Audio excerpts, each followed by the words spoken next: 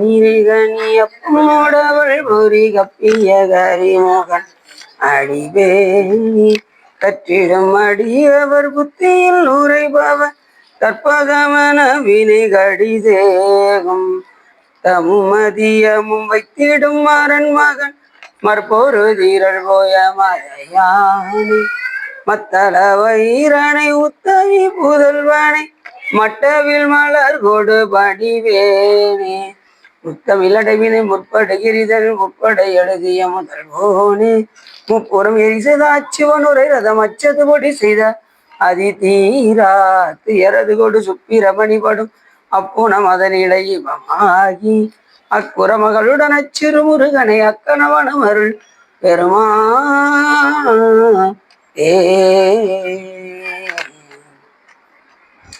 எந்தாயும் எனக்கருள் தந்தையும் நீ சிந்தாகுலமானவை ஈத்தனையாள் கந்தா கதிர்வேலவனே உமையாள் மைந்தா குமரா மறைநாயகனே ஊழியர்கோன் பொழித்த புகழியர்கோன் கடல் போற்றி ஆளுவிசை கல்விதப்பில் அணிந்த வீராணி போற்றி வாழி திறனாவளர் வந்தொண்டர் பதம் போற்றி ஓடிவடி திருவாதவரர் திருத்தாள் போற்றி. எல்லாம் வல்ல சிவகாமிபாளுடன் ஆகிய அவர்கள் வைத்தியநாத சுவாமியுடைய பெரும் கருணையினாலே நாம் ஸ்ரீபுரம் என்னும் திருவாரூர் தியாகராஜ பெருமானுடைய லீலைகள் இன்று ரக்தாசுரனை அளித்த லீலை பற்றி சிந்திப்பதற்கு திருவருளும் குருவருளும் அடியாரர்களும் கூட்டியுள்ளது. நாம் இப்போது ஒரு பாடலை சிந்தித்து விட்டு செல்வோம். அதன் அடிப்படையில் இன்று வீடரங்கா நெருப்பானும் விசும்பினை வேதி தொடர ஓடரங்காக வைத்தானும் ஓங்கி ஓர் ஊழி உள்ளானும் காடரங்கா மகிழ்ந்தானும் காரிகையார்கள் மனத்துள் ஆடரங்கா இளையானும் ஆரூரம் வந்த அம்மானே என்று மிக அற்புதமாக சொல்கின்றார் நமது அப்பசாமி. என்ன சொல்ல வருகின்றார் என்று சொன்னால், வீடரங்காக நெருப்பானும் முக்தி என்கின்ற அந்த உலகத்தில் தான் இருந்து அந்த ஆனந்த கூத்தை நிகழ்த்துகின்ற பெருமான் சிவபெருமான்.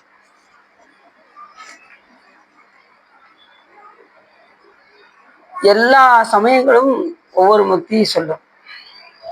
கிறிஸ்தவ சமயத்தில் ஒரு முக்தி சொல்லும், இஸ்லாமிய சமயத்தில் ஒரு முக்தி சொல்லும், வைஷ்ணவ சமயத்தில் ஒரு முக்தி சொல்லும். இப்படி ஒவ்வொரு சமயங்களுக்கும் ஒரு முக்தி உண்டு. ஆனால் எது முக்தி பரமுக்தி அப்படின்னு கேட்டால், நம்ம சைவ சமயத்தில் உள்ள சிவபெருமான் கொடுக்கக்கூடிய முக்தியிலே, அந்த சிவபெருமான் கொடுக்கக்கூடிய முக்தியிலே பதமுக்திகள் இருக்கு, பரமுக்தி இருக்கு. கடைசி பரமுக்தி சிவபெருமானுடைய எண் குணத்தை பதிய செய்வதே முக்தி என்று நமது அருளாளர்கள் கூறுகின்றார்கள்.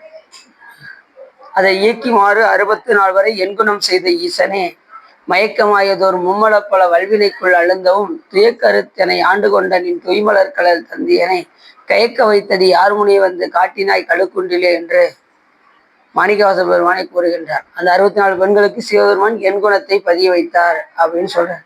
அப்ப எண் குணத்தை பதிய வைப்பதுதான் நமக்கு முக்தி என்று நமது சைவ சித்தாந்தத்தில் கூறப்பட்டிருக்கின்றது.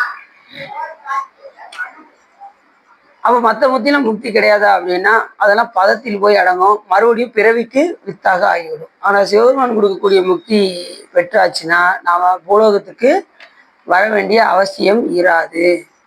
அதுலேயும் பார்த்தீங்கன்னா சாலோகம் சாமீபம் சாரூபம் நிலைக்கு போனாலும் கூட பிறவிக்கு வருவதற்கான வாய்ப்பு இருக்கு. சிவலோகத்தில் இருந்தாலும் கூட கொஞ்சம் வர்றதுக்கு வாய்ப்பு இருக்கு, அவருக்கு அருகாமையில் இருந்தாலும் வர்றதுக்கு வாய்ப்பு இருக்கு. அவர் உருவத்தை பெற்றாலும் சாரூபம் பெற்ற அடியாராக சுந்தரம் சுவாமிகள் இங்கே மண்ணுலகத்துக்கு வந்தார், அப்படி கூட வாய்ப்பு இருக்கு. ஆனால் சாய்ச்சி நிலைக்கு போயாச்சு அப்படின்னா, இறைவனோடு இரண்டரை கலந்தாச்சு அப்படின்னா, அந்த முக்தி இன்பத்தை அனுபவிக்க ஆரம்பிச்சாச்சு அப்படின்னா நமக்கு இந்த மண்ணுலகத்துல வேலை கிடையாது. அப்போ என்ன செய்யணும்? அந்த நிலைக்கு நாம போகணும்னா என்ன செய்யணும் அப்படின்னா, இடையராது சுவாமியை சிந்தனை பண்ணிக்கிட்டே இருக்கணும். சும்மா உட்காந்தா கூட என்ன செய்யணும்? சாமி சிந்தனை. நம்ம சும்மா உட்காந்தா என்ன செய்வோம்? இந்த பிள்ளைங்க இப்படி இருக்குதுங்களே, பேரம்பேத்தி எப்படி இருக்காங்களே அப்படின்னு உட்காந்து நம்ம சிந்திச்சுட்டு, என் மனைவி இப்படி சரியில்லாம போயிட்டாலே, நான் என்னென்னமோ நினைச்சு கட்டிட்டு வந்தேனே, இப்படி ஆகி போச்சே அப்படின்னு எதையாவது நினைச்சு நினைச்சு நினைச்சு நினைச்சு நாம எண்ணிய எண்ணமெல்லாம் எண்ணியாங்க அது திண்ணியராக பிரிங்கிற மாதிரி எதையோ என்ன செய்யறோம், நினைச்சுக்கிட்டே இருக்கோம். இந்த எண்ணத்தை கொண்டு நினைத்து கொண்டே இருக்கோம். அதெல்லாம் நினைப்பதை விட்டுட்டு நினைந்தால் சிவபெருமானை மட்டுமே நினைக்க வேண்டும். மனத்தாலும் வாக்காலும் காயத்தாலும் சிவபெருமானை வழிபாடு செய்து கொண்டே இருக்க வேண்டும். மனதால இறைவன் நினைக்கணும், வாக்கால் அவனுடைய புகழை பாடணும், திருமுறைகள் ஓதணும், திருநாமம் ஜெபிக்கணும், மந்திரங்கள் சொல்லணும். வாய் எத்தனை வேலை பண்ணது பாருங்க. வாய் பேசவும் செய்யுது, வேற என்ன செய்யுது, மந்திரங்கள் சொல்லுது, எத்தனையோ வேலைகளை செய்யுது. காது கேட்க மட்டும்தான் செய்யுது, கண்ணு பார்க்க மட்டும்தான் செய்யுது, வாய் மட்டும் எல்லா வேலையும் செய்யுது. அப்படி இந்த சிவபெருமான் கொடுக்கின்ற இந்த முக்தி தான் பரமுக்தி என்று நமது அருளாளர்கள் கூடியிருக்கின்றபடி சைவர்களுக்கு எது முக்தி என்றால் இந்த எண்குணத்தை பதிய வைப்பது. சுவாமியோடு இரண்ட கலந்தாச்சுன்னு வச்சுக்கோங்க. நாம இந்த மனத்தாலும் வாக்காலும் காயத்தாலும் நாம வழிபாடு செய்தா நாம அந்த முக்தி இன்பத்தை அனுபவிக்கலாம். எந்த சூழ்நிலையிலையும் சிவபெருமானை நினைப்பது. எந்நிலையில் நின்றாலும் எக்கோலம் கொண்டாலும் மன்னியசி சங்கரன்றால் மறவாமை பொருள் என்றே துண்ணிய வேடம் தன்னை துறவாத தூய சிவம் தன்னை மிகும் அன்பினால் மறவாமை தலை நிற்பார் அப்படிங்கிற சூழ்நிலையில சிவபெருமானை சிந்திக்கணும். ரொம்ப கஷ்டமா இருக்குங்க, எனக்கு துன்பம் தாங்க முடியலங்க. சாமி பூஜை ரூமுக்கு போங்க, நல்லா சுவாமி உட்காந்து தியானம் பண்ணுங்க, சிந்தனை பண்ணுங்க, கண்டிப்பா உங்களுக்கு துன்பமே வராது. ஆனா நாம தான் பூஜை ரூமுக்குள்ள போகவே மாட்டோமே. போய் அங்கே போய் உட்காரன்னா உட்கார மாட்டோமே. 5 நிமிஷம் உட்காரமோ உடனே எப்படா எழுந்திரிச்சு வெளியில ஓடுவோம் அப்படிங்கிற சிந்தனை வரும். நிறைய பேருக்கு அப்படிதான். அந்த அனுஷ்டானத்துக்கு திருநீர் எடுத்து பூசமும் எப்படா வேகம் முடிச்சுட்டு ஓடுவோம் அப்படின்னு தான் நம்ம இருக்கும். அப்படியே கூடாது. அதிக நேரம் நீங்க இருக்க வேண்டிய இடம் எது என்று கேட்டால் உங்களுடைய பூஜை அறையாக இருக்கு. எது இருக்கணும்? உங்களுடைய பூஜை அறையில நீங்க அதிக நேரம் உங்களை நீங்க வந்து செலவழித்து கொள்ள வேண்டும். சாமி கொஞ்சம் பரவாயில்ல சார் கண்ணு. சரி, அப்படி மனத்தினாலும் வாக்கினாலும் காயத்தினாலும், அதான் சொன்னாரு, மானிட பிறவி தானும் வகுத்ததும் மனம் வாக்கு காயம் மானிடத்தைந்தும் அரண் பணிக்காகவென்றும் மானிடத்தை ஒரு மண்மேல் வந்து அரண் தன்னை அச்சிப்பெரு ஊனிடத்து உழலும் ஊமர் இதை ஒன்றும் புணரார் அந்தோ என்று சொல்வதற்கெனங்க ஆமி அப்படி நமக்கு வகுத்து வைத்திருக்கின்றார். வகுத்த வகையெல்லாம் கோடி தொகுத்தார்க்கும் துய்த்தலறிது என்று பல்வர் கூறுவதற்கெனங்க நமக்கு எப்படி வகுத்து வச்சிருக்காரு? மானுட பிறவிக்கு மனத்தினாலும் வாக்கினாலும் காயத்தினாலும் சிவபெருமானை வழிபாடு செய்ய வேண்டும் என்று சிவபெருமான் வழி வகுத்து வச்சிருக்காரு. அதன்படி கடைபிடிச்சோம்னா நம்ம எந்த நேரமும் சிவபெருமானை சிந்திக்க ஆரம்பிச்சிட்டோம் அப்படின்னா அந்த முக்தி நிலைக்கு நம்மளை கொண்டு செல்லுவார். இடையராத பேரின்பத்தை நாம் பெறலாம். இடையராத அன்பு செலுத்தினால் அந்த இடையராத பேரின்பத்தை நாம் அனுபவிக்கலாம். மாணிக்கவாசர் ஒவ்வொரு நிலையிலையும் அதைத்தான் சொல்றாரு. என்ன சொல்றாரு? பெருமானே, இடையரா அன்பு உனக்கு என் ஊடகத்தே நின்று உருக தந்தல்யம் உடையானே இப்படி சொல்றாரு பாருங்க. இடையராத அன்பு வரணும் சாமி மேல. அறவே பெற்றான் அன்பர் அந்தமின்றி அகம் நகவும் புறமே கிடந்து புலைநாயன் புலம்புகின்றேன் உடையானே. பிறவே வேண்டும் மெய்யன்பு. மெய்யன்பு அப்படின்னா பொய்யன்பு ஒன்று இருக்குன்னு அர்த்தம். பிறவே வேண்டும் மெய்யன்பு பேரா ஒளியா பிரிவு இல்லா மறவா நினையா அளவு இல்லா மாலா இன்ப மாகடலே அப்படின்னு சாமிகிட்ட மெய்யான அன்பு வரணும். புகழ்மின் தொலைமின் பூப்பனைமின் புயங்கண்டாலேயே புந்தி வைத்திட்டு இகழ்மின் இனி எல்லா அல்லதையும் இனி ஒரு இடையூறு அடையாம் திகழும் சீரா சிவபுரத்து சென்று அங்கு சிவன் தாள் வணங்கி நெகிழும் அடியார் முன் சென்று நாம் நெஞ்ச முறுக்கி நிற்போம். அந்த அளவுக்கு அடியாரெல்லாம் நேசிச்சு வழிபாடு செய்து சிவபெருமான் மேல் மேலான அன்பு வந்து அதுக்கு உண்டான தொண்டுகள் எல்லாம் நம்ம செஞ்சா, சிவபெருமானை நினைந்து தொண்டுகள் எல்லாம் செஞ்சா நம்ம மேலான நிலைக்கு போகலாம் அப்படின்னு மாணிக்கவாச பெருமான்னு சொல்றாரு. இன்னும் நீங்க என்ன செய்யாதீங்க, முக்திக்கு போறதுக்கு தயாராகுங்க. சும்மா இங்கேயே உட்காந்துக்கிட்டே இருக்காங்க. கடிசேர் அடியே வந்தடைந்து கடை கொண்டு திருக்குறிப்பை அதை எப்ப சாமி நம்மளை அழைப்பாருன்னு காத்துக்கிட்டு இருங்கிறாரு. இல்லை, எனக்கு 100 ஆயுசு கெட்டி நான் நல்லா ஜாலியா இருப்பேன். இருந்து என்ன செய்யணும்? எதுக்காக வந்திருக்கோம்? இறைவனை சிந்திக்கிறதுக்காக வந்திருக்கோம். வேற எது செஞ்சாலும் இங்க பயன் கிடையாது. சாப்பிட தூங்க வேலைக்கு போக ஏதாவது பயன் இருக்கா? சொல்லுங்க. ஒரு பயனும் கிடையாது. அப்ப நாம எதுக்காக வந்திருக்கோம் அப்படின்னா, இந்த உடம்பு கொடுத்ததின் பயன் இறைவனை அடைய, பிறவி எடுத்தது நோக்கம் இனி பிறவாத நிலையை அடைய. பிறவி கொடுத்தது நோக்கம் என்ன? இனி ஒரு பிறவி வராத நிலைக்கு வர. அப்படி சொல்றாரு சாமி. அந்த முக்தி உலகத்தையே சிவபெருமான் அரங்கமாக வைத்து சிவபெருமான் இருப்பானும், விசும்பினை வேதி தொடர ஓர் அரங்காக வைத்தானும், விண்ணகத்திலெல்லாம் விண்ணகம் மன்னகம் முழுதும் யாவையும் வச்சு வாங்குவாய், வஞ்சக புலனையனை உன் கோயில் வாசலில் பிச்சனாக்கினாய், பெரிய அன்பருக்கு உரியனாக்கினாய், தான் வளர்த்ததோ நச்சு மரம் ஆயினும் கொளார் நானும் அங்கனே உடைய நாதனே அப்படின்னு மாணிக்கவாச பெருமான் சொல்வதற்கிறங்க நம்ம என்ன செய்வார், இந்த உலகத்துல வச்சு வாங்க, மாயைகளை வைத்து அதுல இருந்து ஒண்ணு ஒண்ணா நம்ம கிட்ட இருந்து வாங்க. இப்ப நமக்கு நல்ல உடம்பு கொடுத்துருக்காரா, சாமி எதுவுமே கொடுக்கும்போது தெரியாது, அதை திரும்பி வாங்கும் போதுதான் ஒண்ணு ஒண்ணா தெரியும். கண்ணு நல்லா கொடுத்துருப்பாரு, அதை வீணா நம்ம என்ன செய்வோம், செல்போன்ல செலவழிச்சு கண்ணை போக்கிட்டு அது அப்படி நம்ம போப்போம். வேற என்ன செய்வோம், வாயால அடுத்தவங்களை புறங்கும் பேசி வாயில புண்ணு இருக்கு டாக்டர் சொல்லிட்டாங்க அப்படின்னு சொல்லி உங்களுக்கு வாயில ஒரு ஆபரேஷன் பண்ண அப்படிம்பாங்க. நான் சொன்னேன் கேட்டியா, அடுத்தவங்களை பத்தி பேசாதன்னு சொன்னா கேட்டியா அப்படின்னு ஆஸ்பத்திரியில வந்து சொல்லுவாங்க. வாயில ஒரு சின்ன வைரஸ் ஆபீசர் இருக்கு அப்படிம்பாங்க. இப்படிலாம் நடக்கும். அப்புறம் காது ரொம்ப கெட்டது, ரொம்ப கெட்டீங்களோ காதுக்குள்ள ஒரு சின்ன ஆப்ரேஷன் இருக்கு அப்படிமா இப்படி. அதனால அதெல்லாம் விடுத்துட்டு எல்லா உறுப்பையும் சிவ சம்பந்தமாக பயன்படுத்தணும், அவ்வளவுதான்.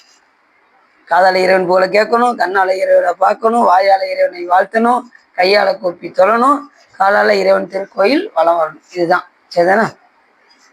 எளிமையை செய்யலாம். போக முடியாத பட்சத்துக்கு உட்கார்ந்து அகத்துக்குள்ள செய்யணும். ஆகத்துல பெருமானே அப்படின்னு சொல்லி அப்படி கண்ணை மூடிட்டு நீ எப்படி திருக்கோயில் போனீங்களோ அப்படி போயிட்டு வந்ததை அப்படியே பாவனை பண்ணணும். அப்படி ஓடரங்காக வைத்தானும் சாமி ஓடெல்லாம் எடுத்துட்டு வந்தாரு. யாருடைய எந்த ஓட? பிரம்மாவனுடைய கபாலத்தை எடுத்து கொண்டு வந்து பிச்சை பாத்திரம் ஏந்தி வந்து எதுக்காக வந்தாரு? நம்மளுடைய வினைகளை எல்லாம் வாங்குவதற்காக சிவபெருமான் பிச்சை பாத்திரம் ஏந்தினார். கையேந்தும் திருக்கரங்கள் எல்லாம் ஈசன் திருக்கரங்கள் என்று எண்ண வேண்டும் என்று ஏற்கனவே நம்ம பார்த்தோம். யாராவது பிச்சைக்காரங்க வந்தாங்கன்னா என்ன செய்வோம், கையேந்திட்டாங்கன்னா எப்படி பார்க்கணும், அவர்களை சிவபெருமாக பார்க்கணும். கையேந்தும் திருக்கரங்களை எல்லாம் ஈசன் திருக்கரங்கள் பார்த்துட்டு நம்மளால ஏண்டதை கொடுக்கணும். சாமி பலி ஏந்தி வர்றாரு, கைச்சலியாருக்கு போப்பா அப்படின்ட்டோம்னு வச்சுக்கோங்க, இருந்தா கொடுக்கணும், இல்லையா பெருமானே யார் மூலியமா அந்த உயிருக்கு கிடைக்கட்டும் அப்படின்னு நினைக்கவாது செய்யணும். புரியுதா உங்களுக்கு? சரி. அப்படி ஓங்கி ஓர் ஊழி உள்ளானும் காடரங்கா மகிழ்ந்தானும். ஓங்கி ஊழினா 2 பேரும் சேர்ந்து தேட போனாங்க. யாரு? பிரம்மா ஒரு பக்கம் ஓடினாரு, திருமாலு பூமியை துளைச்சு உள்ள போனாரு. 2 பேராலையும் பார்க்க முடியல. சிவபெருமானை பார்க்க முடிஞ்சதா? முடியல. எனக்கு என்ன காரணம்? நானே பெரியவன் என்று 2 பேரும் அந்த செருக்கினால் இருந்ததுனால சிவபெருமானை பார்க்க முடியல. அப்படி மட்டும் அன்னைக்கு அவங்க இல்லாம இருந்திருந்தாங்கன்னா அன்னைக்கு 2 பேருமே என்ன செஞ்சிருப்பாங்க? முக்தி அடைந்திருப்பார்கள். முக்தி அடைஞ்சிருப்பாங்க. அப்படி இல்லாததுனால என்ன செய்ய முடியல, அவங்களால அடைய முடியாது. யான் எனது என்கின்ற செருக்கோடு நான் கல்வியில் சிறந்தவன், அவர் நான் சில்லத்தில் சிறந்தவன்னாரு. 2 பேரும் சண்டை போட்டுக்கிட்டு இருந்தாங்க. நடுவில் நெருப்பு ஒன்று அப்படி கிளம்பியது. நீண்ட மாலும் அயனும் வெறுவ 2 பேரும் சண்டை போட்டுக்கிட்டு இருந்தாங்க. நீண்ட நெருப்பை விருப்பிலேனை எப்படி சொல்றாங்க, வேண்டும் தனையும் வாய்விட்டளறி விளையார் மலர் தூவி பூண்டு கிடப்பது என்று உள்ளோ என் பொல்லா மணியை புணர்ந்தே அப்படின்னு மாணிக்கவாச பெருமான்னு சொல்றாரு. சாமி நடுவில் நெருப்பா போனாரு. யாரு அடிய முடிய பாக்குறாங்களோ அவர்களே பெரியவர்னாரு. ஒருத்தர் முடிய பார்க்க ஓடினாரு, ஒருத்தர் அடியை பார்க்க போனாரு. 2 பேராலும் என்ன செய்ய முடியல, பார்க்க முடியல. அப்ப யானை இறந்துங்கிற செருக்கோடு போனவங்களுக்கு என்ன கிடைக்காது? முக்தி கிடைக்காது. அப்ப அடுத்து வேற எங்கெல்லாம் சிவபெருமான் மகிழ்ந்தாடுவார்னா காடரங்கா மகிழ்ந்தானும் அப்படின்னாரு. காடுல சிவபெருமான் எந்த நேரமும் காடு நின் இடமாக கடுவிரு நடமாடும் வேடனே கூறுகாவோர் வெள்ளடை நீ என்றே பாடுவார் பசி தீர்ப்பாய் பரவுவார் பிணிகளைவாய் ஓடு நின் களனாக உன் வழிக்கு ஊழல்வானே காடு நின் இடமாக கடுவிருள் நடமாடும். சாமி காட்டுலயும் நடனமாடுவாரு, காடு இருளையும் நடனமாடுவார். இருள் எது? நம்ம கேவல நிலையில இருக்கும்போது ஆணவ நம்மளை முற்றிலும் மறைத்த காலத்திலும் கூட சிவபெருமான் நம்மளை விட்டு போகல, அப்பயே நம்ம கூட தான் இருக்கு. கரெக்டா எடுத்துட்டீங்க. காடு நின் இடமாக கடுவிருள் நடை. வேணா அவங்க வீட்டுல இருக்கிறது உங்க வீட்டுல இருந்துச்சு, அவ்வளவுதானே சொல்லிட்டாங்க. கடுவிருள் நடமாடும் வேடனே கூறுகாவோர் வெள்ளடை நீ அன்றே அப்படின்னு யார் சொல்றா? சுந்தரம் சாமி சொல்ற. சாமி காட்டுலயும் நடனம் புரிந்து கொண்டுதான் இருக்கின்றார். சுடுகாட்டுல எப்பயுமே சாமி திருநடனம் புரிந்து கொண்டிருக்க. கோயில் சுடுகாடு கொல்புளித்தோல் நல்லாடு இருக்கும்போது கோயில் போயிட்டா பிரச்சனை இல்லை. இல்லைன்னா உன்னை அங்க வச்சு பாத்துக்கிறேன் பாரு. எங்க கோயில்?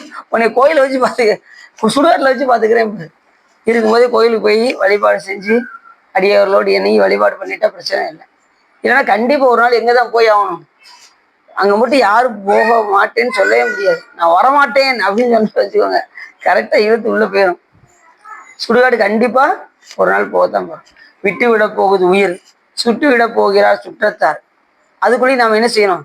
சிவனை என்னாலும் ஏற்றுங்கள் போற்றுங்கள் சொன்னேன் அதுவே சுகம் என்று பட்டினத்தாரும் சொல்றாரு. கண்டிப்பா ஒரு நாள் உயிர் போகத்தான் போகுது. சுற்றத்தாரெல்லாம் நம்மளை சுட்டி எரிக்கத்தான் போறாங்க. அதுக்குள்ளேயும் சிவபெருமானை ஏற்றி போற்றி வழிபாடு செய்த வாணனை வாயார வாழ்த்தி பண்ணியும் ஆதரித்தும் ஏத்தியும் பாடியும் வழிபடும் அதனாலே. அதனால நம்ம சுவாமியை போற்றி வழிபாடு செய்யணும். எந்த நேரத்துல உயிர் போகும்னு சொல்ல முடியாது, அடுத்த நொடி என்ன நடக்கும்னு சொல்ல முடியாது. இமைக்கும் பொழுதும் இராது குரம்பிதான் என்று ஞானசம்பந்த பெருமான் சொல்வதற்கு என்னங்க, அடுத்த நொடி என்ன நடக்கும்னு சொல்ல முடியாது. இருக்கும்போதே சிவபெருமான அடி வழிபாடு செய்யணும். அதை சொல்றாரு. அது காடு அரங்காக மகிழ்ந்தானும் காரிகையார்கள் மனத்துள் ஆடரங்காய் இடையானும் ஆரூர வந்த அம்மானே அப்படிங்கிறார். எப்பயுமே பெண்கள் மனத்துல சிவபெருமான் நீங்க அவங்களும் இருப்பாராம். பெண்கள் காரிகையர்னா பெண்கள், அவங்களாம் எந்த நேரமும் சிவபெருமானை ஏற்றி போற்றி வழிபாடு செய்வார்கள். எங்க? திருவாரூர்ல. அதனாலதான் ஆணை வச்சு சொல்லாம அப்பர் சுவாமிகள் ஒரு பெண்ணை வச்சு சொன்னார். முன்னம் அவனுடைய நாமம் கேட்டால் கேட்டான்னு சொல்லல, கேட்டால் மூர்த்தி அவன் இருக்கும் வண்ணம் கேட்டால் பின்னை ஆரூர் கேட்டால் பேர்த்தும் அவனுக்கே பிச்சியானால் அன்னையும் அத்தனையும் அன்றே நீத்தால் அகன்றால் அகலிடத்தார் ஆச்சாரத்தை தன்னை மறந்தால் தன் நாமம் கெட்டால் தலைப்பட்டால் நங்கை தலைவன் தாளே என்று அந்த இடத்துல அப்பர் சுவாமின்னு சொல்றாரு. அந்த அளவுக்கு பெண்களுக்கு சாமி அப்பயே சரிபாதியை கொடுத்தாரு. இப்ப ஆளாளுக்கு 50 விழுக்காடு பெண்களுக்கு இப்ப சரி இருக்காங்க. அப்பயே சாமி பாத்தியா கொடுத்துட்டாரு.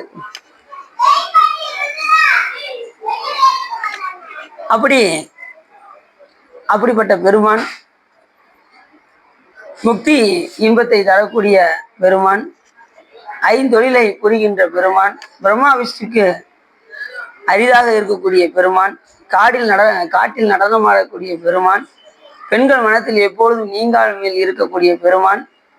அப்படிப்பட்ட பெருமான் இப்ப எங்க இருக்காராம்? ஆரூர் அமர்ந்த அம்மானே என்று இந்த பாட்டை சொல்றாரு. ஆரூர்ல எப்படி இருக்காரு சாமி? அமர்ந்து இருக்கு. அப்ப இந்த முகத்தை மட்டும்தான் காமிப்பாங்க, அந்த அமர்ந்த குளத்தை காமிக்க மாட்டாங்க. பங்குனி உத்திரத்தன்றும் திருவாதிரை அன்றும் தான் அந்த திருவடியை காமிப்பார்கள். சரி, இப்ப நாம கதைக்குள்ள உள்ள போயிடும். ரட்டாசுரனை அழித்த லீலை. எத்தனையோ அசுரர்கள், நிறைய அசுரர்கள் இருக்காங்க. விநாயகர் பெருமான் எடுத்துட்டாலே நமக்கு எந்த அசுரன் ஞாபகம் வரணும்? விநாயகர் பெருமான் எந்த அசுரனை ஏற்றினாரு? சார், நரகாசுரன் திருமாலு. விநாயகர் பெருமான் எந்த அசுரன் ஏற்றினாரு? அந்த மூசிகை வாகனமா யார் இருக்கான்? மூசிகை வாகனமா? எல்லாத்துக்கும் மறந்து வச்சா ஞாபகம் வர மாதிரி இருக்கு. இல்ல இங்க வந்துருச்சு சார், வெளியில வர மாட்டேங்குது. இதுதான், இந்த வாக்குதான் சூக்கும வைகரின்னு பேரு. வெளியில வந்துருச்சுன்னா தூள வைகரி. இங்க வந்துருச்சு சார், வெளியில வர மாட்டேங்குது. கயமுகாசுரன் தான் விநாயகர் பெருமானோட சண்டை கடைசி சாகா வரம்பட்டு கடைசி சாமி அவர் என்ன பண்ணுவாரு? எரி வாகனமாக ஆக்குவார். கயமா தேடும் கயமா முகனை செருவில் சாடும் தனியாரணி சகோதரனைங்கிறார்ல அருணிநாதர். ஆடும் அறிவில் அணிசேவலன பாடும் மணியே பணியாயல்வாய் தேடும் கயமா முகனை செருவில் சாடும் தனியானை சகோதரனே. கந்தர் அனுமதி முதல் பாட்டுன்னு சொன்னா கூட நீங்க கண்டுபிடிச்சிருப்பீங்க.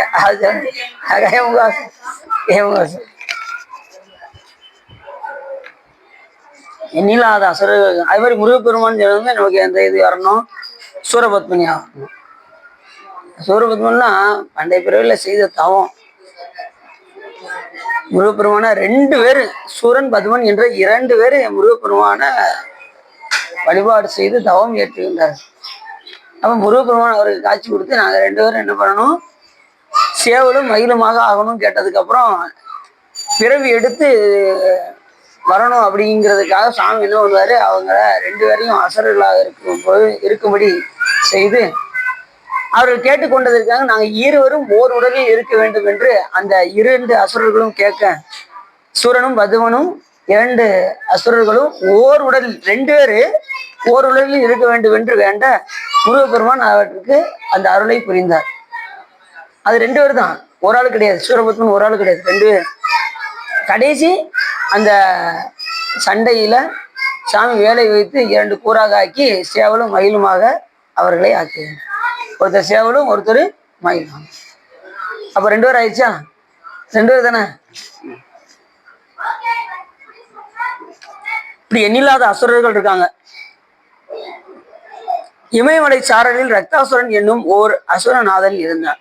திருவாரூரில் நடந்த யாக மையத்தில் தியாகராஜ பெருமானுடைய உதவியால் சிறப்பை அடைந்த ஒரு மானிட மன்னன் ஆயிரக்கணக்கான அறக்கரை மாய்த்து விட்டான் என்கின்ற அந்த செய்தியை இமயமலை குகைகளில் கந்தர்வ மாதர்கள் பாடிய கீதத்தால் அவன் அறிந்து, இப்ப சாமி இப்படி எல்லாம் செஞ்சாரு அப்படிங்கிற விஷயத்த மாதர்கள்லாம் எல்லாம் கொண்டாடினாங்களாம். இந்த கொண்டாட்டம் எங்க வரைக்கும் போயிடுச்சு, விண்ணுலகம் வரைக்கும் போயிடுச்சு. அந்த அசுரன் அழிந்தான். அந்த ஒரு அம்பை எய்து, போன கதையில பார்த்தோம்னா ஒரு அம்பை எய்தி சாமியுடைய அந்த சிவ படைக்கலத்தை வைத்து எய்து எண்ணில்லாத அசுரர்கள் எல்லாம் அழிந்தார் என்கின்ற அந்த செய்தியை தெரிந்து இப்ப என்ன பண்ணாங்க, எல்லாரும் சந்தோஷமா இருந்தாங்க. மதர்கள்லாம் சந்தோஷம் அடைகிறது. அது விண்ணுலகம் வரைக்கும் போச்சு. அதுல ஒரு அசுரன் மட்டும் பாக்குறான், என்னடா இது, நம்ம அசுர வர்க்கத்தையே அழிச்சிட்டாங்களே, இப்ப இவங்களை வந்து சும்மா விடக்கூடாது அப்படின்னு யார் நினைக்கிறா, ரக்தாசுரன் என்கின்ற அசுரன் நினைக்கிறான். இமயமலை குகையில் கந்தர்வ மாதர்கள் பாடிய கீதத்தால் அறிந்து கடும் சினத்துடன் ஆகாயத்தில் கிளம்பி கண்களில் தீப்பொறி பறக்கவும் உதடுகள் துடிக்கவும் பெரிய கர்ஜனை செய்து நாளை காலையில் சூரியோதயம் ஆகுவதற்கு முன் சோழ நாட்டு மன்னனை மாய்த்து விடுவதோடு அவனுக்கு உதவியா உள்ள பரமசிவனையும் முறியடித்து விடுகிறான். அவருக்கு உதவி இருந்தது யாரு, அந்த மன்னருக்கு சிவபெருமான். தியாகராஜ பெருமான் அவருக்கு துணை செஞ்சாரா?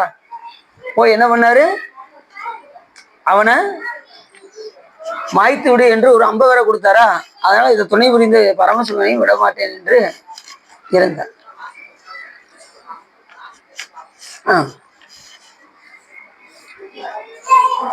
இப்படி எல்லாரும்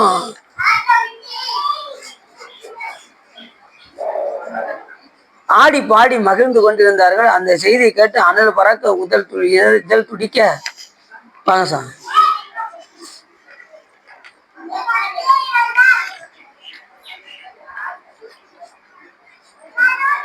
ஒரு காலத்தில் மும்மூர்த்திகளும் சேர்ந்து வந்தாலும் யுத்தத்தில் என் எதிரே நிற்க மாட்டார்கள். பரமசிவனுக்கு இருப்பிடமாகிய கைலாச மலையை என் தோல் வலிமையால் தூளாக்கி கடலிலே கரைத்து விடுவேன் என்று சக்கராயுதத்தை கையில் தரித்துள்ள திருமால் என்னுடன் போர் புரிந்து பலமுறை பயந்து ஓடி சென்று, பாருங்க, இந்த அசுரன் பலமுறை திருமாலை தோற்கடிச்சிருக்காரு, பிரம்மாவை தோற்கடிச்சிருக்காரு. இப்ப யார ஜெயிக்கணும் போறாரு, சிவபெருமானையே ஜெயிக்கணும்னு சொல்லி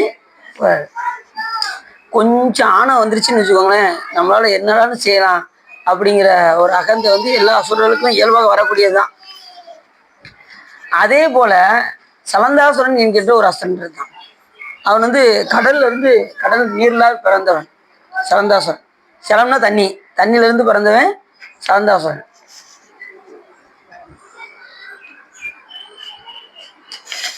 அவன் என்ன பண்ணா, அவனுடைய பெரும் வரத்தினால அவன் எதனால அழிவான் அப்படின்னா, அவனுடைய மனைவி வந்து பிருந்தைன்னு பேரு. அவ வந்து கற்பு கரசி. அவ கற்பு கரசியா இருக்கிறதுனால இவனை யாரும் அழிக்க முடியாது. யார, சலந்தாசுரனை அடிக்க முடியாது. கற்பு பாலா போனதான் இவனை அழிக்க முடியும், இல்லைன்னா இவனை என்ன செய்ய முடியாது, அழிக்கவே முடியாது. அப்படி ஒரு வரத்தை சாந்தாசுரன் வாங்கி, அப்படி அவன் என்ன பண்ணுவான், ஒரு நாள் எல்லாத்தையும் வென்று, போர்ல வென்று கடைசி சிவபெருமானை வீழ்த்த வேண்டும் என்று அப்படி கிளம்புனான். அப்ப சிவபெருமான் அவனுக்கு எதுக்கு ஒரு முடிவு ஒரு இடத்துல வந்தாரு. இப்ப எங்க போற அப்படின்னா, நான் எல்லாவற்றையும் வென்று கைலாய மலைக்கு செல்கின்றேன், அங்க சிவபெருமானை வீழ்த்தி விட போகிறேன் அப்படின்னாரு. இப்ப நீ சிவபெருமானை வீழ்த்துறதுலாம் இருக்கட்டும், நான் ஒரு சக்கரம் போடுறேன், அதை பேர்த்து உன் தலையில வை பார்ப்போம், உன் வீரத்தை நான் பாக்குறேன் அப்படின்னு சிவபெருமான் சொல்ல, சாமி காலில் அப்படி ஒரு வட்டம் மாதிரி போட்டாரு. இவர் என்ன பண்ணாரு, அதை பிளந்து தூக்கிட்டாரு. ஒரு வழியா தூக்கி என்ன பண்ணாரு, தலையில வச்சாரு பாருங்க, அது கரகரகரன்னு சுத்த ஆரம்பிச்சிச்சு. சுத்தி சலந்தாசுரனை அழித்தது. சலந்தாசுரன் என்னாச்சு, அழிஞ்சதும் இப்ப என்ன ஆச்சு அப்படின்னா, சலந்தாசுரன் அழிந்தானே அழிக்கலையா, எல்லாராலும் பிரம்மா ஜெயிச்சிட்டான், விஷ்ணு ஜெயிச்சிட்டான், ஆனா சிவபெருமானை மட்டும் என்ன செய்ய முடியல, சிவபெருமானை ஒன்றும் செய்ய முடியாது, யாரும் ஒன்றும் பண்ண முடியாது. அவர் அழிக்க முடியுமா, அவர் என்றும் உள்ள பொருள், அவரை போய் எப்படி அழிக்க முடியும். மற்ற எல்லாருமே உயிர் கூட்டங்கள், சிவபெருமான் உயிர் கிடையாது, உயிர் வர்க்கமே கிடையாது சுவாமி. அதனால அவரை போய் அழிக்கணும்னு சொன்ன முடியுமா. அப்ப சிவபெருமான் அந்த சக்கரத்தை தூக்கி வச்சது, அதை அறுத்தது பாருங்க. இதை திருமால் பார்த்துக்கிட்டே இருந்தார். திருமால் அப்படிப்பட்ட சக்கரமா இருக்கே அப்படின்னு திருவிழிமலைக்கு போனாரு. அங்க 1008 மலர்களால சிவபெருமானை அச்சித்தார். எதுக்காக, உடனே சிவபெருமான் அவருக்கு முன்னாடி காட்சி கொடுத்து அந்த கண்ணையே எடுத்து தாமரை மலராக ஆப்பினார். உடனே சாமி என்ன பண்ணாரு, அவருக்கு முன் காட்சி கொடுத்து என்ன வேண்டும் தாமரை கண்ணா அப்படின்னாரு. உடனே வேற ஒன்றும் இல்லை சாமி, அந்த கையில வச்சிருக்கீங்க பாருங்க சக்கரம், அதை எனக்கு கொடுத்தா போதும் அப்படின்ட்டு. இப்ப பூஜை பண்ணி எனக்கு பிறவாநிலையை கொடுங்கன்னா சிவபெருமானுக்கு அழகா கொடுத்துருவாரு. நம்ம எது கேட்டாலும் சாமி கொடுத்துருவாருல. அவர் என்ன கேட்டிருக்கணும், பிறவாநிலையை கொடுங்கன்னு கேட்டிருக்கணும். ஆனா கேட்டது என்னது, பிரதிபலனை எதிர்பார்த்து சக்கரம் வேண்டும் என்று கேட்டார். இது நம்ம திருமுறைகள்ல எல்லா இடத்துலயும் சொல்லப்படுது. சக்கரமார்க்கீந்தானும் சலந்தரனை பிளந்தானும் அக்கரை கசைத்தானும் அடைந்தயிராவதம் பணிய மிக்கதவனு கருள் சுரக்கும் வெண்காடும் விந்துரக்கும் முக்குடம் நங்குடையவனும் முக்கனுடை இறையவனே.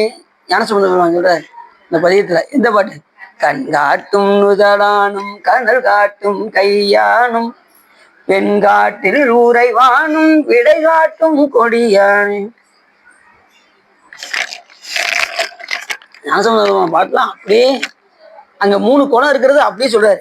முக்குளம் நன்குடையவனும் முக்கனுடை இறையவனே அப்படிங்கிறார். அதுலயும் சொல்றாரு, சக்கரம் மார்க்கு ஈந்தானும் சலந்தரனை பிளந்தானும் அக்கரமாக அசைத்தானும் அடைந்து ஐராவதம் பணி அப்படின்னு. அப்படி நிறைய இடங்கள்ல பாத்தீங்கன்னா அந்த சலந்தாசுரனை பிளந்த செய்திகள் வந்து திருமுறைகள் நிறைய இடத்துல வரும். சலந்தாசுரனை பிளந்தது, அதே மாதிரி சக்கர மார்க்க ஈந்ததை வந்து பாலுக்கு பாலகன் வேண்டிய அழுதில பார்க்கடல் இந்த வீரான் மாலுக்கு சக்கரம் அந்த அருள் செய்தவன் மன்னியத்தில்லை தன்னுள் ஆளிக்கு மந்தன வாழ்கின்ற சிற்றம்பளவின் இடமாக பாலித்து நட்டம் பயிலவல்லானுக்கு பல்லாண்டு வருதுமே. அது என்ன சொல்றாரு, சக்கரம் மாலுக்கு சக்கரம் அன்றே அருள் செய்தவன் மன்னியத்தில்லை தன்னுள் அப்படின்னாரு. அப்படி சுவாமி எல்லாருக்கும் அருள் செய்யும் விதமாக, அது மாதிரி எந்த அசுரனையும் சுவாமி அழிச்சான்னு வராது, அவங்களுக்கு அருள் செய்தாருன்னு தான் வரும். அதுக்கப்புறம் இந்த சந்தாசுரன் எப்படி தெரியுமா அழிஞ்சா, நல்லா தெரிஞ்சுக்கோங்க. இந்த பிருந்தை வந்து ரொம்ப கற்பு கடைசியா இருந்தாலா, இவருடைய கற்பு போனாதான் சலந்தரனை அழிக்க முடியும்னு திருமால் என்ன பண்ணாரு, இவர் உருவத்திலே போனாரு. யார் உருவத்துல, சலந்தாசுரன் உருவத்துல போய் அவனோடு புணர்ந்ததுனால இந்த விஷயம் தெரிய உடனே சபிச்சு கல்லாக இருக்க கடவுதுன்னு அந்த கற்பு கரசியாகிய பெண் சபிச்சதுக்கு அப்புறம் அவதான் துளசியா வரா மறுபிறவில. வேற அந்த சந்தாசுரனுடைய மனைவியாக வழங்கக்கூடிய பிருந்தை தான் மறுபிறவில துளசியா வர்றா. இவர் சபிச்சு கல்லா வரும்போது தான் சாலக்கிராம கல்லு தெரியுமா உங்களுக்கு, அது என்ன சொல்லுவாங்க, அது திருமால்னு சொல்லுவாங்களா, அவர் தான் அந்த சாலக்கிராமமா வந்து இருப்பார். யாரு, திருமால். அந்த கல்லெடுத்து இந்த விஷ்ணு பூசிக்கின்றவர்கள் அந்த கல்லெடுத்து பூசிப்பாங்க. இதுக்கு நிறைய கதைகள் நிறைய இருக்கு. நீங்க விஷ்ணு புராணத்தை எடுத்து பார்த்தீங்கன்னா நிறைய வரும். நாம இப்போ கேட்கறது சிவபுராணம், அதனால நம்ம இந்த சப்ஜெக்டை மட்டும் நம்ம எடுத்துக்கணும். சரிதானா? சரி. சக்கரமாக்கிந்தானும் சலந்தரனை பிளந்தானும் அக்கரமாக கசைந்தானும் ஐராவதம் படிய என்று சொல்வதற்கு இணங்க நிறைய இடங்கள்ல தேவாரத்துல சலந்தரனை பிளந்தானும் அப்படிம்பாரு. அந்த சக்கரத்தை தான் இவர் என்ன பண்ணாரு, அதை கேட்டு சிவபெருமானிடமிருந்து பெற்றார். சரி, சங்கு எங்க பெற்றார் தெரியுமா உங்களுக்கு? சிவபெருமான் சங்கு வாங்கிய இடம், சக்கரம் வாங்கிய இடம் திருவேலுமலை. சங்கு நீங்க திருமணம் சொன்னாலே சங்கு சக்கரம் தான் சொல்லுவீங்க. சக்கரம் இங்க வாங்கிட்டாரு. சங்கு எங்க வாங்கினாரு சொல்லுங்க பாவம். சங்கு சங்கு சங்கு திருச்சங்கு திருச்சங்கு திருச்சங்க மங்கை அப்படின்னு எடுத்தோம் தெரிஞ்சிடும். திருச்சங்க மங்கையில தான் என்ன பண்ணாரு, சாமியை பூசித்து சங்கு வேண்டும் என்று சிவபெருமானிடம் கேட்க சிவபெருமான் அதை கருணையோடு கொடுத்தார். எல்லாமே சிவபெருமான் இருந்து வாங்கினதான். எல்லா தெய்வமும் எல்லாம் வச்சிருக்கக்கூடிய ஆயுதத்திலிருந்து வச்சிருக்கக்கூடிய விமானத்திலிருந்து எல்லாமே சிவபெருமான் கருணையோடு கொடுத்தது தான் எல்லாத்துக்கும். அந்த ஆடை முதற்கொண்டு பேர் முதற்கொண்டு ஒவ்வொரு தெய்வத்துக்கும் பேருக்கு பாருங்க, அது முதற்கொண்டு சிவபெருமானுடைய பேர் தான். நீங்க சரஸ்வதி தேவி எடுத்துட்டாலும் சரி, இல்லை லட்சுமி தேவி எடுத்துட்டாலும் சரி, நாராயணர் எடுத்தாலும் சரி, எல்லா நாமமே சிவபெருமானுடைய நாமத்தை தான் குறிக்கும், சிவசக்தியுடைய நாமத்தை தான் குறிக்கும். புரியுதா சார்? அப்படி பல முறை பயந்து ஓடி சென்று கடலைக்குள் ஒளிந்திருக்கிறார் திருமால். இவர் கூட சண்டை போட்டு, இந்த அசுரன் யாரு, ரக்தாசுரன் பேரு. இந்த அசுரன் இவர் கூட போரிட்டு பல முறை தோற்று கடல்லாம் போய் ஒளிஞ்சிருக்காராம் திருமால்.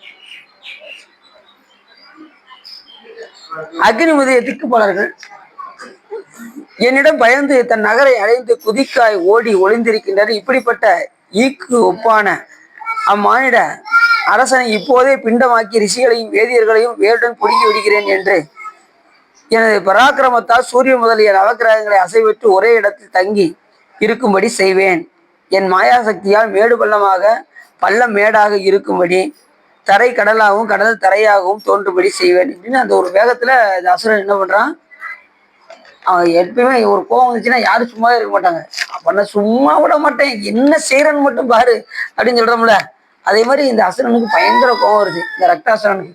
ஏன்னா எண்ணில்லாத அசுரர்களை ஒரு அம்புல என்ன செஞ்சிருக்காரு, எது இந்த சோழ மன்னர் என்ன பண்ணாரு, வீழ்த்தினார்.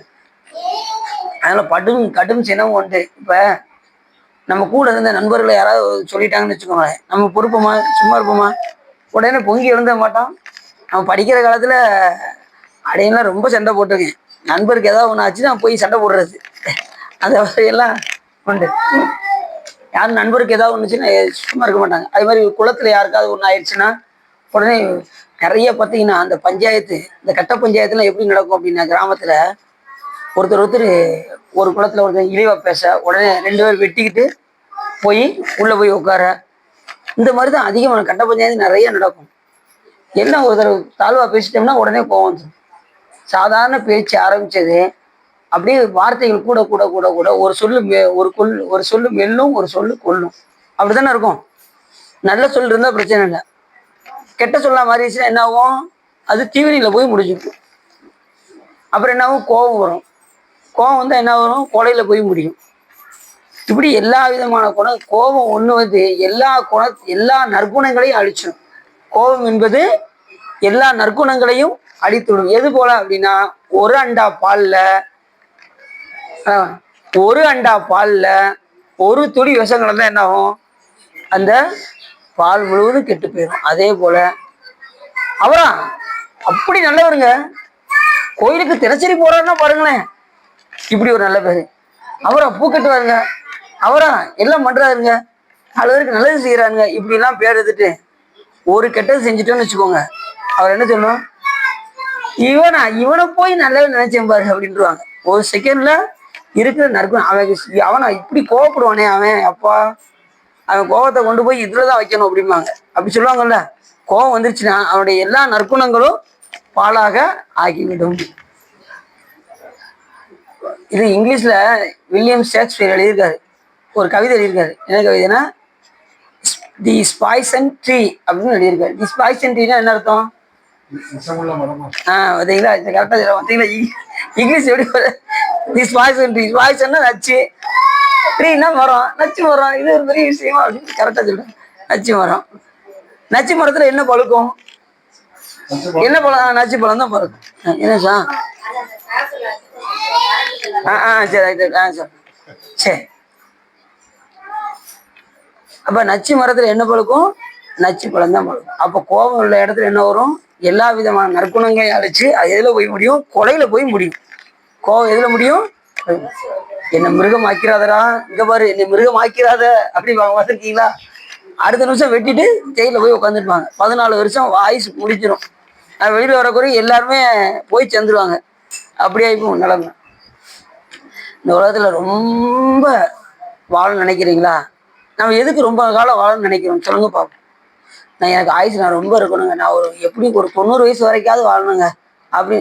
இல்லை இல்லை இல்லை இல்லை சொல்றேன். பொதுவான கருத்து என்னன்னா, நிறைய பேர் கொஞ்சம் ஆயுள் கூட கேட்பாங்க. ஏன்னா ஒவ்வொரு நாளும் இப்போ கடை முடிக்கிறதுக்காக கேட்பாங்க. ரெண்டாவது உடம்பு நல்லா இருந்தால் எத்தனை வருஷம்னாலும் வாழலாம். உடம்பு ஆரோக்கியமா இருந்துட்டா இன்னும் 10 வருஷம், இன்னும் 10 வருஷம் நம்ம எக்ஸ்டெண்ட் பண்ணிக்கிட்டே இருப்போம். ஒரு 90 வயசு வாழ்ந்தா நல்லா இருக்குமே அப்படின்னு இருப்போம். எதுக்காக 90 வயசு வரைக்கும் வாழணும்?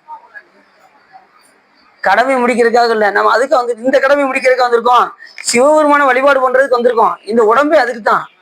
உடம்பு கொடுத்ததின் உன்னடைந்த உடம்பின் பிறவியே தானடைந்த ஓர் உறுதியை சாருமான் தேனடைந்த மலர்பொருள் பிள்ளையில் மானடம் செய்யும் வரதர் பொற்றால் தொழுவதற்காக வந்திருக்கோம். சிவபெருமான தொழுகிறதுக்காக வந்திருக்கோம். சிதம்பரத்தை தொழுகிறதுக்காக வந்திருக்கோம். சாமியை பார்க்கறதுக்காக வந்திருக்கோம். அவனை வழிபாடு செய்யறதுக்காக வந்திருக்கோம். அதுக்கு தான் இந்த பிறவி. இன்னொரு 10 வருஷம் இருந்தால் இன்னும் நாமம் சொல்லலாம், வழிபாடு பண்ணலாம், சிவ பூஜை பண்ணலாம். அடுத்து என்ன பிறவின்னு சொல்ல முடியாது. யோசிச்சு பாருங்க. அடுத்து மனித பிறவி தான் வரும்னு சொல்ல முடியாது. கிடைச்ச இந்த பிறவி நல்லா பயன்படுத்தணும். 90 வயசு கூட கொஞ்சம் வயசு கிடைச்சிச்சுன்னா இன்னும் நல்ல வழிபாடு செய்யலாமே, மலர்கள் பறிச்சு சுவாமி கொடுக்கலாமே, உழவார பணி செய்யலாமே, தலத யாத்திரை மேற்கொள்ளலாமே அப்படின்னு சுவாமிகிட்ட கூட இஷ்டம் பண்ண சொல்லும். அதுக்குத்தான் நமக்கு பிறவிகள் கொஞ்சம் வாய்ஸ் கொஞ்சம் கூட கொஞ்சம் நாம இறைவனிடம். அதுலயும் பாத்தீங்கன்னா இப்போ ஒரு 60 வயசை தாண்டி எது எதுக்கோ வருது, இதுக்கு வர மாட்டேங்கி அப்படின்னு செய்யறாங்க. பாவம், ஏற்கனவே அவங்க மனம் நொந்து போயிருப்பாங்க. வீட்டில் உள்ளவங்க சொல்றதை நினைச்சு நினைச்சு அதையே நினைச்சு நினைச்சு நினைச்சு அதுலேயே அவங்களுக்கு நோய் வந்துடும். போய் எங்க படுத்துருப்பாங்க? வீட்டில் போய் படுத்துருப்பாங்க. அப்படிதான் நடக்கு. எல்லா இடத்துலையும் இதுதான் நடக்கு. ஒருத்தவங்க மனநோவும்படி பேசி பேசியே அந்த அவங்களுக்கு என்ன ஆயிரும்? ரொம்ப உடல் நலம் கெட்டு போயிடும். அப்படி இல்லாம இப்ப நீ வழிபாட்டு வந்தாச்சுன்னு வச்சுக்கோங்களேன், நீ அதை பத்தி சிந்தனையே பண்ண மாட்டீங்க. சொன்னா சொல்லிட்டு போப்பா, நான் இருக்கிற வரைக்கும் சாமி சிந்தனை பண்ணிட்டே இருப்பேன். நீ என்ன வேணாலும் பேசி, நீ எது சொன்னாலும் நான் என் செய்த வினையினால் எடுத்துக்கிறேன் அப்படின்னு சொல்லிட்டு நாம என்ன செய்வோம்? அவர்கள் வஞ்சாலும் நம்ம அதை பொருட்படுத்த மாட்டோம். ஏன் அப்படின்னா நாம் செய்த வினையினால அவங்க வைறாங்க, வஞ்சிட்டு போறாங்க. ஒருத்தவங்க வாழ்த்துறாங்களா, நான் ஏதோ புண்ணியம் பண்ணியிருக்கேன் புகழ்றாங்க. வைறாங்களா, ஏதோ நான் பாவம் செஞ்சிருக்கேன் வைறாங்க அப்படின்னு சாதாரணமா எடுத்துட்டு போயிடும். வழிபாடு ஒண்ணுதான் நம்மளை காப்பாற்றும். இந்த இருவினை ஒப்பு நமக்கு வந்துடணும். நல்லது செஞ்சாலும் கெட்டது வந்தாலும் எல்லாம் பெருமான் தர வந்தது அப்படின்னு நினைச்சிட்டா போதும். யாரு என்ன சொன்னாலும் நீ அதை பத்தி கவலையப்பட மாட்டேன். திட்டியா, நல்ல திட்டியா, நான் எத்தனை பேரும் யாரெல்லாம் திட்டணும், நல்லா திட்டுங்க அப்படின்னு சொல்லி தாராளமா வாங்கிக்கணும். ஒருத்தர் அடிச்சா கூட என்ன செஞ்சிடணும்? வாங்கிக்கணும். அடி, எத்தனை பேரும் யாரெல்லாம் அடிச்சணும் அடி அப்படின்னு அப்படி குனிஞ்சு கொடுக்கணும். அந்த அளவுக்கு நம்ம பக்குவம் பெறணும். எல்லாத்துலயும் பக்குவம் வந்துடணும். நீதாசம் இதெல்லாம் எதுக்காகனா எல்லாம் நாம் செய்த வினை பெண்ணுக்காக தான் நம்ம இங்க வந்திருக்கோம். வினை இல்லைன்னா நம்ம இங்க வந்துருப்போமா? வந்திருக்க மாட்டோம். நமக்கு வரக்கூடிய மனைவி, மக்கள், குழந்தைகள் எல்லாமே வினைக்கு தகுந்தவாறு வந்து அந்தந்த வேலை முடிஞ்சிச்சுன்னா அவங்கவுங்க என்ன செஞ்சிருவாங்க? போயிடுவாங்க. யாராவது கூட வருவாங்களா? ஐயோ அப்பா போயிடுச்சேன்னு பிள்ளை வருமா? பிள்ளை போயிடுச்சேன்னு அப்பா வருமா? மனைவி போயிடுச்சேன்னு கணவன் வருவாரா? கணவன் போயிட்டாலே மனைவி வருவாங்களா? யாரும் உற்றார் அருளரோ உயிர் கொண்டு போகும்பொழுது குற்றாலத்துறை கூத்தனெல்லாம் நமக்கு உற்றார் அருளர் யாரும் வரமாட்டாங்க. நம்ம நினைக்க வேண்டியதான், நான் போயிட்டேன்னா என் பின்னாடியே என் கணவர் என் பின்னாடி எவ்வளோ அவ்வளோ பாசமா இருக்காரு, நான் போயிட்டேன்னா என் பின்னாடியே வந்துடுவாரு. கண்டிப்பா அப்படி மட்டும் நினைக்காதீங்க. யாரும் வரமாட்டாங்க. என்னதான் பாசம் இருந்தாலும் உயிர் விட்டா வந்துருவாங்களா கூட? யாரும் வரமாட்டாங்க. அதான் அப்ப அழகா சொன்னாரு, உற்றார் அருளரோ உயிர் கொண்டு போகும்பொழுது குற்றாலத்துறை கூத்தனெல்லாம் நமக்கு உற்றார் யாரும் வரமாட்டாங்க. வந்து உதவுவார் யாரும் உள்ளார்? யாரும். எவரவருக்கு உதவினர், எவரவருக்கு உதவினர் எல்லாம் சிவன் செயல் என்று என் நெஞ்சமே அப்படின்னாரு குருஞான சம்பந்தரும். அதனால எதுவுமே நமக்கு நிரந்தரம் கிடையாது. எந்த நேரத்துல எதுவும் நடக்கும்னு சொல்ல முடியும். பாருங்க, இப்படி போய்கிட்டு இருக்கும்போது பெருசா கணவரை குத்தி கொலை அப்படின்னு போட்டுருக்குன்னு சொல்றாங்க. இப்படி போய் இப்படி திரும்பி பார்த்தாலே எந்த இடத்துலயும் என்ன செஞ்சுறாங்க, அந்த போஸ்ட் மாதிரி ஏதாவது ஒட்டிடுறாங்க. அதை பார்க்க வேண்டிய சூழ்நிலை வந்துருது அப்படிங்கிறாங்க. சரி, இதெல்லாம் உலகத்துல எல்லாம் நடக்கும். எல்லாத்தையும் இந்த காதல வாங்கிட்டு இந்த காதல விட்டுட்டு நம்ம எண்ணம் முழுவதும் சாமி கிட்ட வைத்துக் கொண்டே இருக்கிறோம். சரி, அப்படி சூரியன் முதலான நவகிரகங்களை அசைவிட்டு ஒரே இடத்தில் தங்கி இருக்கும்படி செய்வேன். என் மாயாசக்தியால் மேடு பள்ளமாகவும் பள்ளம் மேடாகவும் தரை கடலாகவும் கடல் தரையாகவும் தோன்றுபடி செய்வேன். இப்படின்னு அந்த ஆணவத்துல பாட்டு பேசிக்கிட்டே இருக்கார். யாரு? ரக்தாசுரன். ஒவ்வொருக்கும் ஒரு அசுரன் இருக்காரு பாருங்க. திருமல் வழிபாட்டுல யார் இந்த அசுரன் சொல்லுங்க. இரணியாட்சன் கேள்விப்பட்டிருக்கீங்களா? இரணியாட்சன் இந்த பிரகலாதனுக்கு வந்தார்ல, அவன் என்ன பண்ணாரு? உள்ளும் இல்லாம வெளியும் இல்லாம இரவும் இல்லாம பகலும் இல்லாம வாசப்படியில வச்சு என்ன பண்ணாரு? அவனுடைய குடலை புரினார். அப்ப அவருக்கு என்ன ஆச்சு அப்படின்னா, காக்கக்கூடிய பதவியில இருக்கக்கூடிய திருமால் அழிக்கிற லெவலுக்கு போயிட்டாரு. அவர் கோபம் தனியல. அந்த அவர் எடுத்த வடிவம் என்ன வடிவம்? நரசிம்ம அவதாரம் எடுத்தாரா? அப்ப அவர் கோபம் தனியாம இருக்கும்போது, இப்போ ஒரு பலசாலி அழிக்கணும்னா என்ன செய்யணும்? இன்னொரு பலசாலி வேணும். அப்ப சாமி என்ன பண்ணாரு? அதை விட கொடிய உருவம் சரபமூர்த்தி வடிவம் எடுத்து அவருடைய கோபத்தை தனித்து அப்படியே கூட்டு போயிட்டார். மறுபடியும் அந்த காத்தல் தொழில அவருக்கு கொடுத்தாரு. இப்ப காக்கிற பதவியில உள்ளவங்க காக்க தானே செய்யணும், அழிக்க போக கூடாதுல்ல. அழிக்கிறவங்களும் போயிடுவாரு. அதுக்கப்புறம் தான் சிவபெருமான் அவரை தடுப்பு. இப்ப நம்ம போன்றவங்களெல்லாம் பிரம்மா வச்சுட்டு படைக்க காக்க இருப்பாங்க. ஆனா அவங்க தப்பு பண்ணாங்கன்னா யாரு பாப்பா? சிவபெருமானே நேரடியாக வந்துடுவார். வந்து அவங்களை திருத்துவார்.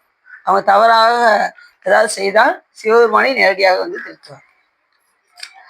அப்படி ஒரே வேகத்தில் 1000 மலைகளை ஒடுங்கி விடுவேன். யானை முதலிய கொடிய மிருகங்கள் எனக்கு ஊர்க்குருவிகள் போல் தோன்றும். மாயினால் தோல் வலிமையாலும் என்னை ஜெய்பொரு உலகில் ஒருவரும் இல்லை என்கின்ற ஆணவத்தோடு யார் இருந்தா? இந்த அசுரன். சினத்தோடு சொல்லிக்கொண்டு ஆகாயத்தில் பறந்து சென்றான். வாயு வேகமாக அவன் ஆகாயத்தில் செல்லுகையில் அவனது பயங்கரமான வடிவை கண்டு தேவர்களும் முனிவர்களும் அஞ்சினார். அவன் வர்ற அந்த கோபத்தோடு வருவதை பார்த்து எல்லா விண்ணுலகத்தில் உள்ள தேவர்கள்லாம் அஞ்சினார்கள். இன்னைக்கு ஏதோ ஒன்று நடக்க போகுது அப்படிங்கிற அந்த பயத்தோட. அப்ப இருந்தே வந்து பாத்தீங்கன்னா எப்பயுமே தேவர்கள் வந்து ரொம்ப அதாவது மெல்லினவர்கள். அவங்க வந்து வன்மையானவர்கள், இவங்க வந்து மென்மையானவர்கள். யாரு? அசுரர்கள் வன்மையானவர்கள், தேவர்கள் எல்லாம் மென்மையான. அவங்க அவங்க கொடுக்குற அடி அவங்களால தாங்க முடியாது. யாரால? தேவர்களால. அப்பதான் 30 அடிக்கும் போது அத்தனை பேரும் சிவபூஜை பண்ணிட்டு தேவர்களை துன்புறுத்தினாங்க. சாமிகிட்ட வந்தாங்க தேவர்கள்லாம். சாமி, எங்களால தாங்க முடியல சாமி, சிவபூஜை பண்ணிட்டு எங்களை அடின்னு வெளுக்குறாங்க சாமி அப்படின்னாங்க. சாமி சமயம் பார்த்துட்டே இருந்தார். எப்போ போயிட்டு வாங்க, நான் பார்த்துக்கிறேன் அப்படின்னாரு. போனாங்க. மறுபடியும் அடி தாங்க முடியாம மறுபடியும் ஓடி வந்தாங்க. இந்த தேவர்கள்லாம் பார்த்தீங்கன்னா கொஞ்ச நேரம் கூட அவங்களால பொறுக்க முடியாது, வேதனையை பொறுக்க முடியாது. ஏன்னா அவங்க வந்து இன்ப உலகத்துல இருந்ததுனால, எந்த நேரம் சுகபோகத்தை அனுபவிக்கிறதுனால அவங்களுக்கு சின்ன துன்பம் வந்தாலும் அவங்களால என்ன செய்ய முடியாது, தாங்க முடியாது. அதனால தாங்க முடியாம மறுபடியும் ஓடி வந்தாங்க சிவபெருமான்ட்ட. சாமி, எங்களால தாங்க முடியல சாமி, அடினா அடி, இந்த அடி அடிக்கான் சாமி அப்படின்னு சொல்லி சாமிகிட்ட சொன்னதும் சிவபெருமான் என்ன பண்ணாரு? சரி, ரொம்ப தேவர்கள் கேட்டாங்க அப்படின்னு சொல்லி திருமால் அப்படி உற்று நோக்கினாரு. திருமால் என்ன பண்ணாரு? நேர போய் புத்த வடிவம் கொண்டு, இப்ப நீங்க போனீங்கன்னா அந்த அதிக வீரட்டம் அந்த பக்கத்துல ஒரு புத்தர் சிலை இருக்கும். அது யாருன்னா திருமால் தான் அங்க புத்தரா இருப்பாரு. பாத்தீங்கன்னா தெரியும். அந்த ஊர்ல இப்ப பண்ருட்டின்னு இருக்கு அந்த ஊரு. அந்த ஊர் என்ன ஊரு? பண்ருட்டின்னு. தாங்க முடியல சாமி அப்படின்றது உடனே திருமால் நேரம் அந்த வடிவம் கொண்டு போனார். புத்த வடிவம் கொண்டு போய், இத்தனை பேரும் பூஜை செய்றீங்களே, கடவுளே நீங்க தான்ப்பா, உங்களை மிஞ்சி யாருமே கிடையாது அப்படின்னு அவங்களுடைய சிந்தனை எல்லாம் மாத்தினார். யாரு? திருமால். அத்தனை பேரும் சிவ பூஜையை கைவிட்டாங்க. 3 பேர் மட்டும் எப்பயுமே விடாம பண்ணிட்டே இருந்தாங்க. யாரு? கமலாசன், தாருவாசன், வித்யுன்மாலி என்கின்ற அந்த 3 அசுரர்கள் மட்டும் விடாம சிவபூஜை பண்ணதுனால அந்த 3ருக்கு மட்டும் சிவபெருமான் அருள் செய்தார். மற்றவர்கள் எல்லாம் அழிந்தார்கள். அந்த 3 அசுரர்கள் யாரு சொல்லுங்க? 2 பேரும் கோயில் காப்பாளராக, வாயில் காப்பாளராக, துவாரபாலகராக இருந்தார்கள். இன்னொரு ஆள் யாரு? நந்தி. குடமுலா நந்தியாக இருக்க வைத்தார். அந்த குடமுலா நந்தி தான் முப்பதில யாரு? மாணிக்கவாசகர். அதுக்கப்புறம் வந்து பார்த்தீங்கன்னா கைலாய மலையில சுவாமி பாடம் சொல்லிக்கிட்டு இருப்பாரு. அப்போ மாணிக்கவாசகர் பெருமான் இருப்பாரு. சிந்தனை அப்படி வெளியில போயிடும். சாமி என்ன பண்ணுவாரு, பூலோகத்தில் இருக்கும்படி சபிச்சிரு. அதுக்கப்புறம் தான் 1000 முனிவர்கள ஒருத்தர மாணிக்கவாசகர் வருவார். அதுக்கப்புறம் மறுபிறவி தான் என்னது மாணிக்கவாசகர் வருவார். எத்தனை பிறவி வருது பாருங்க மாணிக்கவாசகர். அதனாலதான் ஞான நூல்லாம் கேட்கும்போது சிந்தனை எங்க போயிடக்கூடாது, வெளியில வீட்டுக்கு போயிடவே கூடாது. வீட்டை கதவை போட்டுட்டு வந்தாச்சுன்னா சிந்தனை முழுவதும் எங்கதான் இருக்கணும்.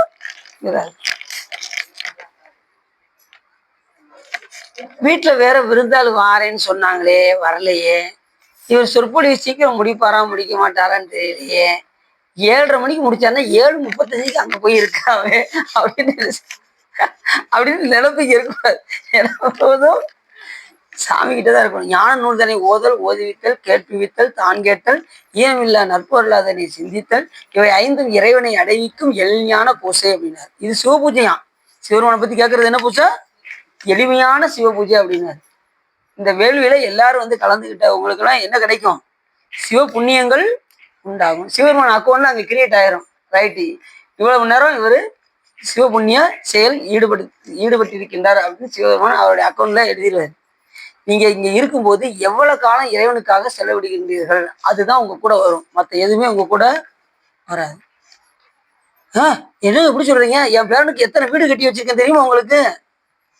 பயனே கிடையாது. என் பொம்பளை பிள்ளைக்கு எத்தனை பவுனுக்கு நகை செஞ்சு வச்சிருக்கேன் தெரியுமா? பயன் கிடையாது. எதுவுமே கூட வராது. உங்களுக்கு எது கூட வரும்? நீங்க இறைவனுக்காக பயன்படுத்திய காலங்கள் மட்டும்தான் உங்க கூட வரும். இப்போ 1.5 மணி நேரம் கேட்கீங்களா, இந்த 1.5 மணி நேரம் உங்க கூட வரும். இறைவனை போட்டு பாடுறீங்களா, அந்த காலம் உங்க கூட வரும். திருக்கோயிலுக்கு வந்திருக்கீங்களா, அந்த காலம் உங்க கூட வரும். இப்படி இறைவனுக்காக பயன்படுத்தியக்கூடிய எல்லா காலங்களும் உங்க கூட வரும். மற்ற எதுவுமே உங்க கூட வராது. சொத்து பத்து நகை எதுவுமே வராது. அருணாக்கரை கூட என்ன செஞ்சுருவாங்க, அறுத்துனாங்க அப்படி பிடிங்க அப்படின்னு சொல்லி கையில கொடுத்துட்டு தூக்கிட்டு போயிடுவாங்க. அந்த அளவுக்கு நாம இங்க வந்தாச்சு அப்படின்னா சிவபெருமான என்னாலும் ஏற்றுங்கள் போற்றுங்கள் சொன்னேன் அதுவே சுகம். சரி, அப்படி கந்தர்வர்கள் எல்லாம் பயந்து ஓடினார்கள். அவன் சிங்காதனம் செய்து கொண்டு அதிவேகமாக திருவாரூரை அடைந்து கோபுரத்தின் மீது ஏறி திடீரென்று புகுந்தான். உள்ள குதிச்சானான். ஏல கோயிலுக்குள்ள அந்த அசுரன் ரக்தாசுரன் திருக்கோயிலும் உள்ளே குதித்தான். எல்லாரும் பயந்து ஓடினார்கள். நாதா தியாகராஜா, நீயே சரணம், உண்மை அடைக்கலமாக கொண்டிருக்கிறோம் என்று எங்களை காப்பாற்றுவதோடு உமது தேவாலயத்தையும் நீரே ரச்சித்துக் கொள்ள வேண்டும் என்று அங்க இருக்கக்கூடிய ஜனங்களெல்லாம் அலறினார்கள். மலை போன்ற சரீரத்துடன் அட்டகாசம் செய்து கொண்டு அசுரன் இந்த கரையும் எங்களையும் அழிக்க வந்திருக்கிறான் போலும் என்று திரிபுர சம்காரம் செய்த நீரே இவ்வசுரனை மாய்க்க வேண்டும் என்று எல்லாரும் சிவபெருமானிடம் மன்றாடினார்கள். திரிபுரத்து அசுரர்களை எப்படி சிரித்து அழித்தாரோ, அந்த திரிபுரம் எரிக்கும் போது சிவபெருமான் என்ன பண்ணாரா, லேச சிரிக்கதான் செஞ்சாராம். சிரிச்சே முப்புறத்தை எரிச்சாராம். அந்த முப்புறம் எதுனா இந்த இரும்பு கோட்டை, வெள்ளிக்கோட்டை, தங்கக்கோட்டை சொல்றோம்ல, அது நம்மளுடைய 3 மலங்கள். கண்மமலம், மாயாமலம், ஆணவமலம் என்கின்ற 3 மலங்கள் தான். முப்புறம் எரித்தது மும்மல காரியம் என்று கூட யார் சொல்றா? திருமூலர் என்னன்னு சொல்றாரு. அப்ப சாமி சிரிக்கிற நேரத்துல சிரிச்சு அழைச்சாரு பாருங்க, எண்ணில்லாத யுகங்கள் தோன்றி மறைஞ்சிருமா சுவாமி சிரிக்கிற நேரத்துல. இப்ப நம்ம நினைக்கிறோம், இப்பதான் எனக்கு 15 வயசு ஆகுது, இன்னும் எனக்கு காலம் கிடைக்க முடியுமோ? அதுக்கப்புறம் பார்த்தா 40 வயசு டக்குன்னு வந்துடும். எனக்கு இது 40+ தாங்க நடக்குது அப்படிமோ. அடுத்த பார்த்தா 60+ வந்துடும். அப்புறம் டக்குன்னு இறுதி காலம் வந்துடும். நம்ம நினைக்கிற மாதிரிலாம் கிடையாது. காலம் ரொம்ப இருக்குலாம் என்ன செய்யாதீங்க, தள்ளி போடவே போடாதீங்க. அதுக்குதான் உங்களுக்கு இம்போசிஷன் கொடுத்துருக்கேன். என்ன இம்போசிஷன் கொடுத்துருக்கோம்? அது இம்போசிஷன் சொல்லக்கூடாது, சிவாயின சிவ புண்ணியங்கள் உங்களுக்கு கொடுத்துருக்கு. நல்ல சிவ புண்ணியங்கள் கேளுங்க. தினசரி தில்லைவாழந்தார் பாட்டை எழுதிக்கிட்டே இருங்க. யாரும் இப்போ டிவி பார்க்கறது கிடையாது நான் அப்படின்னு நினைக்கிறேன். இப்போ எல்லாரும் டிவி எல்லாம் ஓரத்தில் எடுத்து வச்சாச்சுங்க. அதுலேயும் பார்த்தீங்கன்னா ஒரு இடத்துல சொற்பொழிவு பண்ணிடுது, இப்போ நாங்கள் டிவிலாம் எடுத்துட்டோம் ஸோ அப்படிங்கிறாங்க. நீங்கள் சொல்லியிருக்கீங்களா, அதை நாங்கள் உட்காந்து எழுதிக்கிட்டு இருக்கோம் அப்படின்னாங்க. எவ்வளோ சரி சிறப்பு பாருங்க. டிவி கனெக்ஷனை எடுத்துட்டாங்களாம் சுவா. சீரியல் பார்த்துக்கிட்டு இருந்தோம்னா நாங்கள் எப்படி சீரியல் கனெக்ஷனை எடுக்க சொல்லியாச்சு, நாங்கள் வாட்டு உட்காந்து எழுதிக்கிட்டே இருக்கோம் அப்படிங்கிறாங்க. எவ்வளோ பெரிய சிறப்பு! சிறப்பு தானே, சிறப்பு தானே சுவா. ஓகேங்களா? எதுக்கு டிவியை போட்டால் அதை பார்க்க சொல்லும். தூக்கி அமர்த்தி வச்சுட்டோம்னா அந்த கனெக்ஷன் எடுத்து விட்டோம்னா பார்க்க முடியாது. அப்போ சும்மா உட்காந்துருக்க மாட்டீங்க, ஏதாவது வேலை செய்யணும்னு தோணும். அப்போ எடுத்து 108 தடவை சிவா சொல்லியிருக்காரு, உட்காந்து எழுதுவோம் அப்படின்னு எழுத ஆரம்பிச்சு. நிறைய பேர் பார்த்தீங்கன்னா 10 தடவைக்கு மேலே நிறைய பேர் எழுதியிருக்காங்க. மகேஷ் சிவா, வேற யார் 10 தடவைக்கு மேலே, இது லட்சுமி சிவா, வேற நீங்க எத்தனை தடவை எழுதிருக்கீங்க? தில்லைவாழ் வந்தனாரு பரவாயில்ல, 3 தடவை எழுதிட்டாங்களா, ஓரளவுக்கு ஜஸ்ட் பாஸ் ஆயிட்டாங்க. வந்துருவாங்க. 75,000 தில்லைவாழ் வந்தான போட்டான். 75 வந்துட்டீங்களா? வைத்தியம். அப்பதான் வெரி குட் வெரி குட், சிறப்பு சிறப்பு. 75 வந்துட்டாங்களா? ரொம்ப சிறப்பு. வேற வேற இதுக்கும் சிறப்பு. அடிக்கடி 7 கொஞ்சம் வளர்ந்தோம். சரி, இப்ப இங்க இருங்க, கொடுத்ததுல 1 மாசம் போயிடுச்சு, இன்னும் 5 மாசம் தான் இருக்கு, 6 மாசம். அப்படியா? பரவாயில்ல, எதுங்க அது ஒன்றும் பிரச்சனை. 75 எழுதிட்டாங்க, பரவாயில்ல, சிறப்பு. அப்ப இன்னும் 1 வாரத்தில் எழுதிடுவாங்க. இதனால நீங்களும் என்ன செய்யுங்க, தினசரி ஒருத்தவங்களை பார்த்து, அதான் அடியாரோடு இருக்கணுங்கிறது. அடியாரை பார்த்தா அவங்க 75 எழுதிட்டாங்க அப்படின்னு நம்ம என்ன செய்வோம், எழுத ஆரம்பிப்போம். இல்லைன்னு வச்சுக்கோங்க, 6 மாசம் டயம் இருக்கு, அப்போ பார்ப்போம் அப்படின்னு அடுத்த மாசம் ஓடிடும். 5 மாசம் இருக்கு, அப்போ பார்ப்போம், அது ஓடிடும். காலம் ஓடுறதே தெரியாது. அவன் எழுதி வச்சுட்டோம்னு வச்சுக்கோங்களேன், கடைசி நேரத்தில் ஒன்றும் தெரியாது. எழுதாம நம்ம அப்போ பார்ப்போம் நமக்கு தள்ளி போட்டோம்னா அந்த நேரத்தில் அவசர அவசரமா உட்காந்து இரவு பகலமா உட்காந்து எழுதிக்கிட்டு இருக்கோம். சரிதானா? சரி, அதான் தினசரி 1 நாள் மணிக்கு வச்சா கூட 6 மாசத்துக்கு என்னாச்சு? இல்லை வந்த பாட்டை தினசரி 1 நாள் வச்சாலும் எத்தனை மாசம் வருது கணக்கு? 1 மாசத்துக்கு 30 நாள், 5 15. அடியும் அப்படிதான் 180 நாள் கொடுத்துருக்கோம்.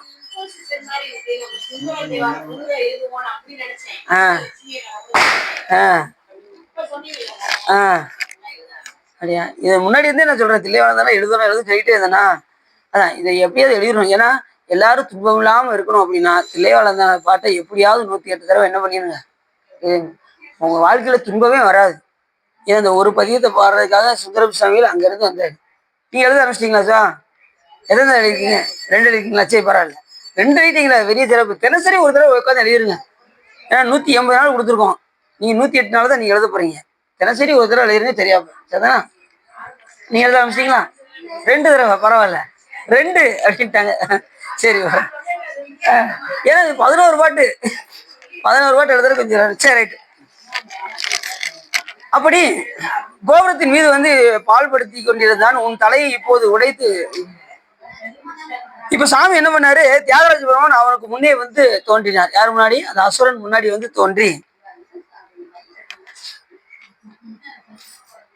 தியாகராஜ பெருமான் மல்யுத்தம் செய்து அவனை மாய்க்க எண்ணி ஒரு வீர புருஷ வடிவத்தோடு அவன் முன் தோன்றி, யாரடா நீ என்று கோபுரத்தின் மீது இதை பால்படுத்துகின்றாய் என்று உன் தலையை இப்போதே உடைத்து விடுகிறேன் என்று சாமி என்ன பண்ணாரா, அவனுக்கு முன்னாடி அவனிடம் சொன்னார்.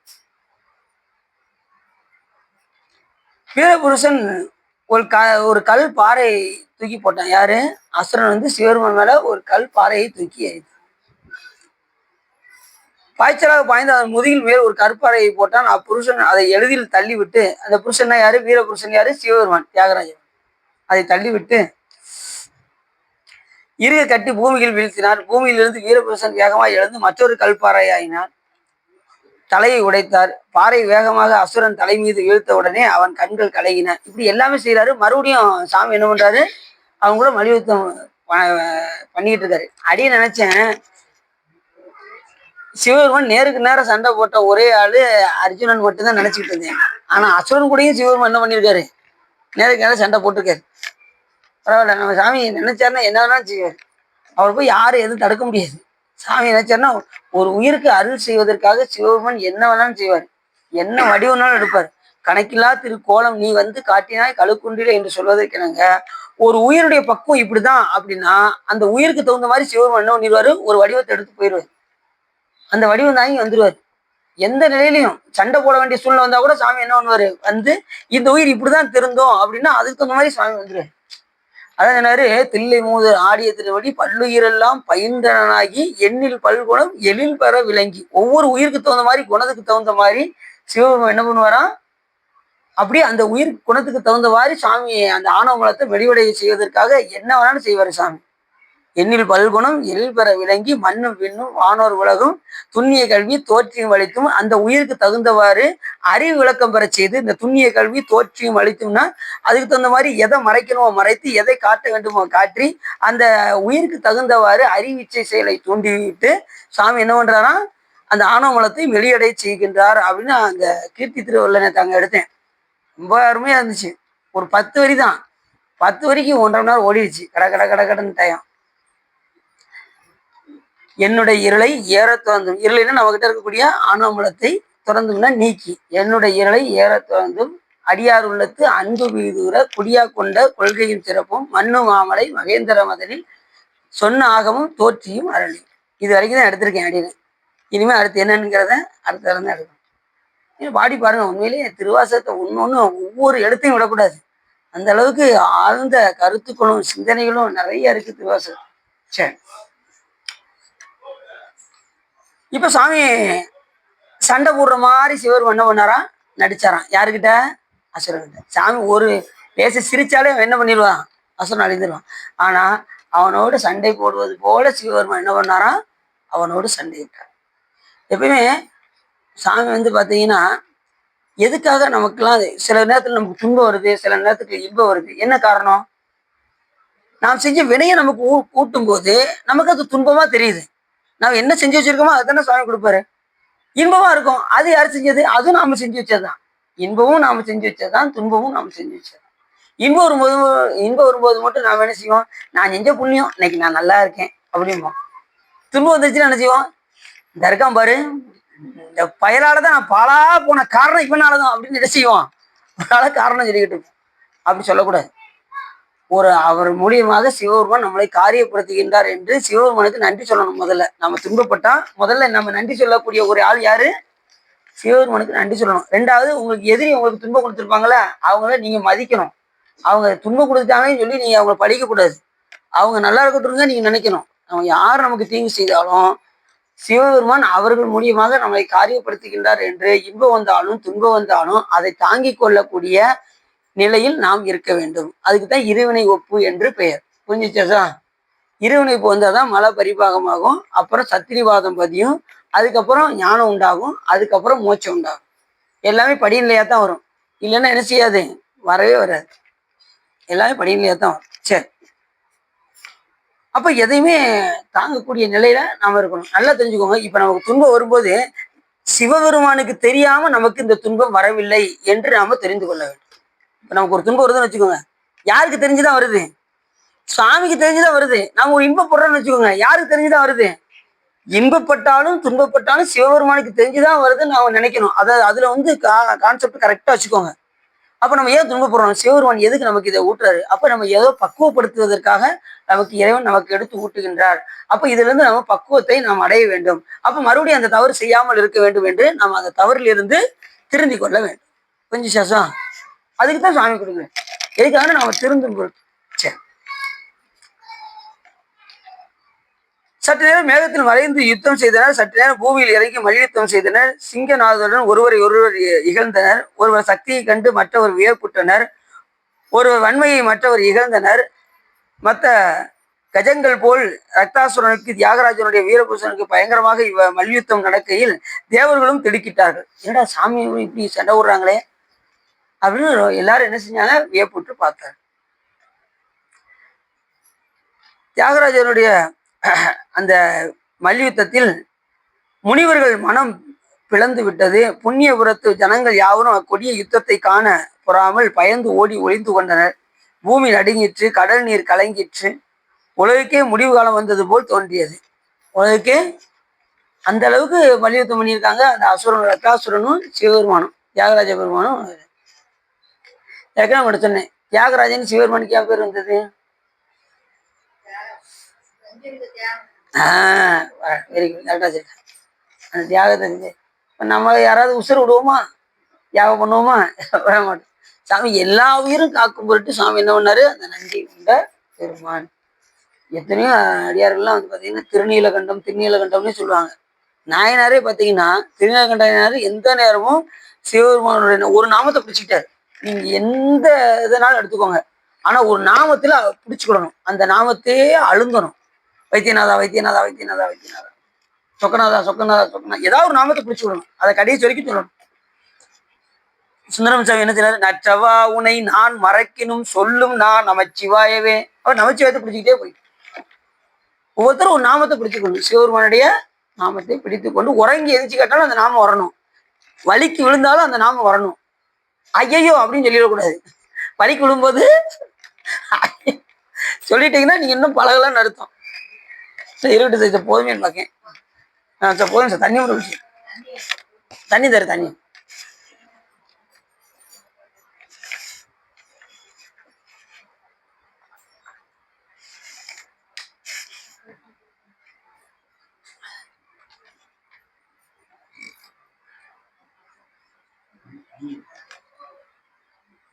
எல்லாரும் தேவர்கள் எல்லாம் பயந்தார்கள். உலகத்தை காப்பாற்ற வேண்டும் என்று அளவற்ற உமது சக்தியினால் இவ் அசுரனை ஒழிக்கல் ஆகாதோ என்று சிவபெருமானிடம் முறையிட்டார்கள்.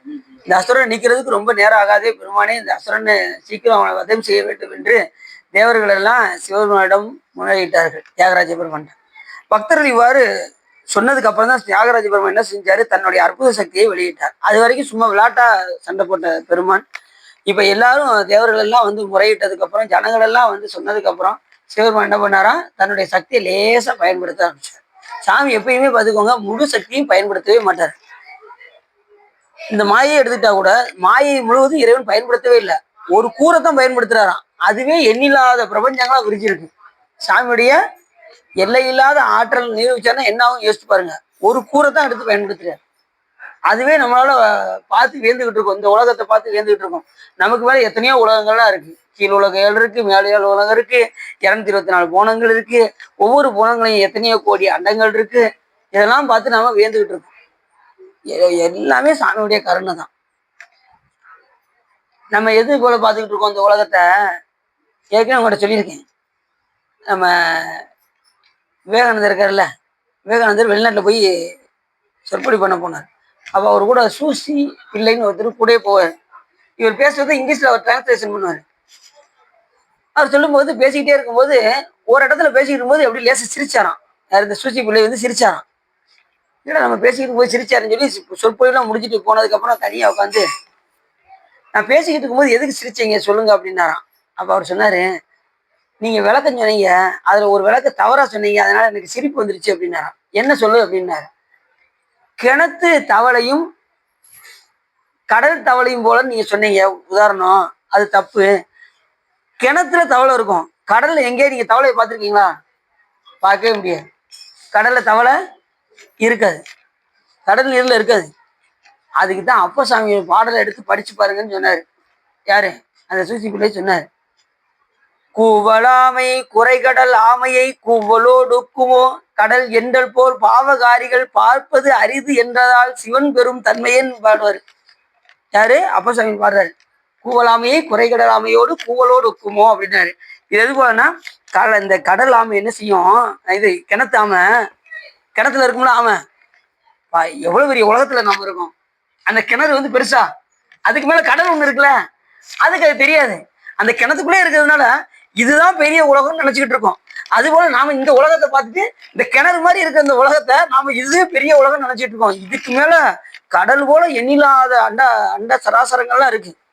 அதெல்லாம் பார்த்துட்டோம்னு வச்சுக்கோங்க, நம்மளாலாம் என்ன செய்ய முடியாது, நம்மளால பார்க்க முடியாது. அந்த அளவுக்கு பிரபஞ்சங்கள் விரிஞ்சிருக்கு. சாமி அதை பயன்படுத்துற. அத்தனையும் கட்டி காப்பது யாருன்னா சிவபெருமான் ஒருவரே. உயிர்கள் எத்தனை இருக்கு?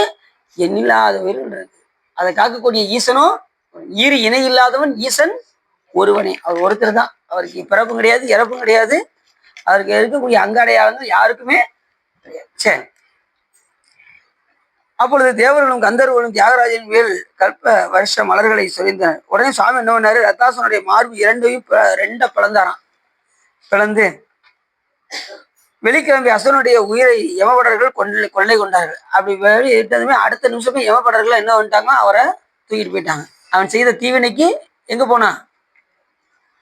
யமதூதர்கள் தூக்கிட்டு போயிட்டாங்க. ஏன்னா அங்க இருக்கக்கூடிய எல்லாருக்கும் தீங்கு செய்த காரணத்தினால், முக்கியமா நல்லா தெரிஞ்சுக்கோங்க, அடியார்களுக்கு தீமை செய்தால் அது சிவ அபராதமாக ஆகிவிடும். அதாவது ஞானசம்பந்த பெருமானுடைய வரலாறுல அந்த அடியாருடைய மடத்துல போய் நெருப்பை வைத்த காரணத்தினால், யாரு அந்த சமணர்கள் எல்லாம் நெருப்பை வைத்த காரணத்தினால் ஞானசம்பந்த பெருமான் அவர்கள் செய்த அந்த தண்டனைக்கு இவர் என்ன செய்யல, மாற்று கருத்து தெரிவிக்கவில்லை. அத்தனை பேரும் என்ன செஞ்சாங்க, கழுகு மரத்துல ஏறிட்டாங்க. 8000 சமணர்களும் கழுகு மரத்துல அந்த இளநி உரிப்பாங்க பாருங்க, அப்படி மேல மேல போய் உட்காந்துட்டாங்க.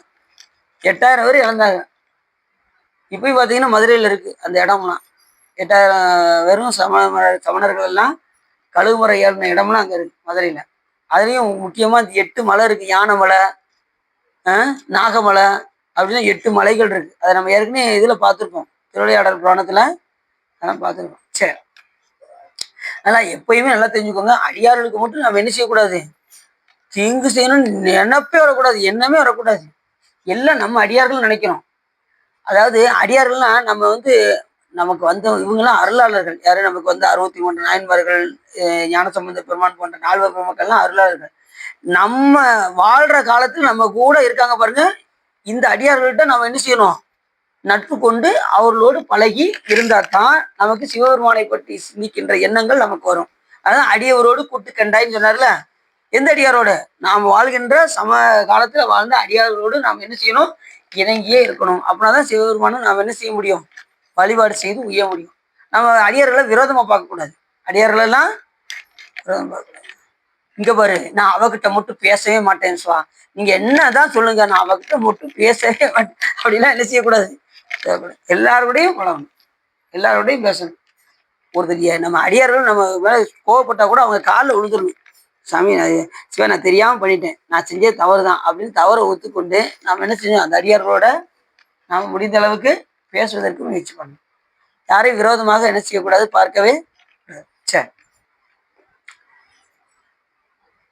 எல்லா உலகங்களும் எப்படி சாமி என்ன பண்ணாரு, அந்த உயிரை மாய்த்ததும் யமபடர்கள் என்ன செஞ்சிட்டாங்க, அவருடைய உயிரை கொண்டு சென்றார்கள். யாருடைய உயிரை, அந்த ரக்தாசுரனுடைய உயிரை.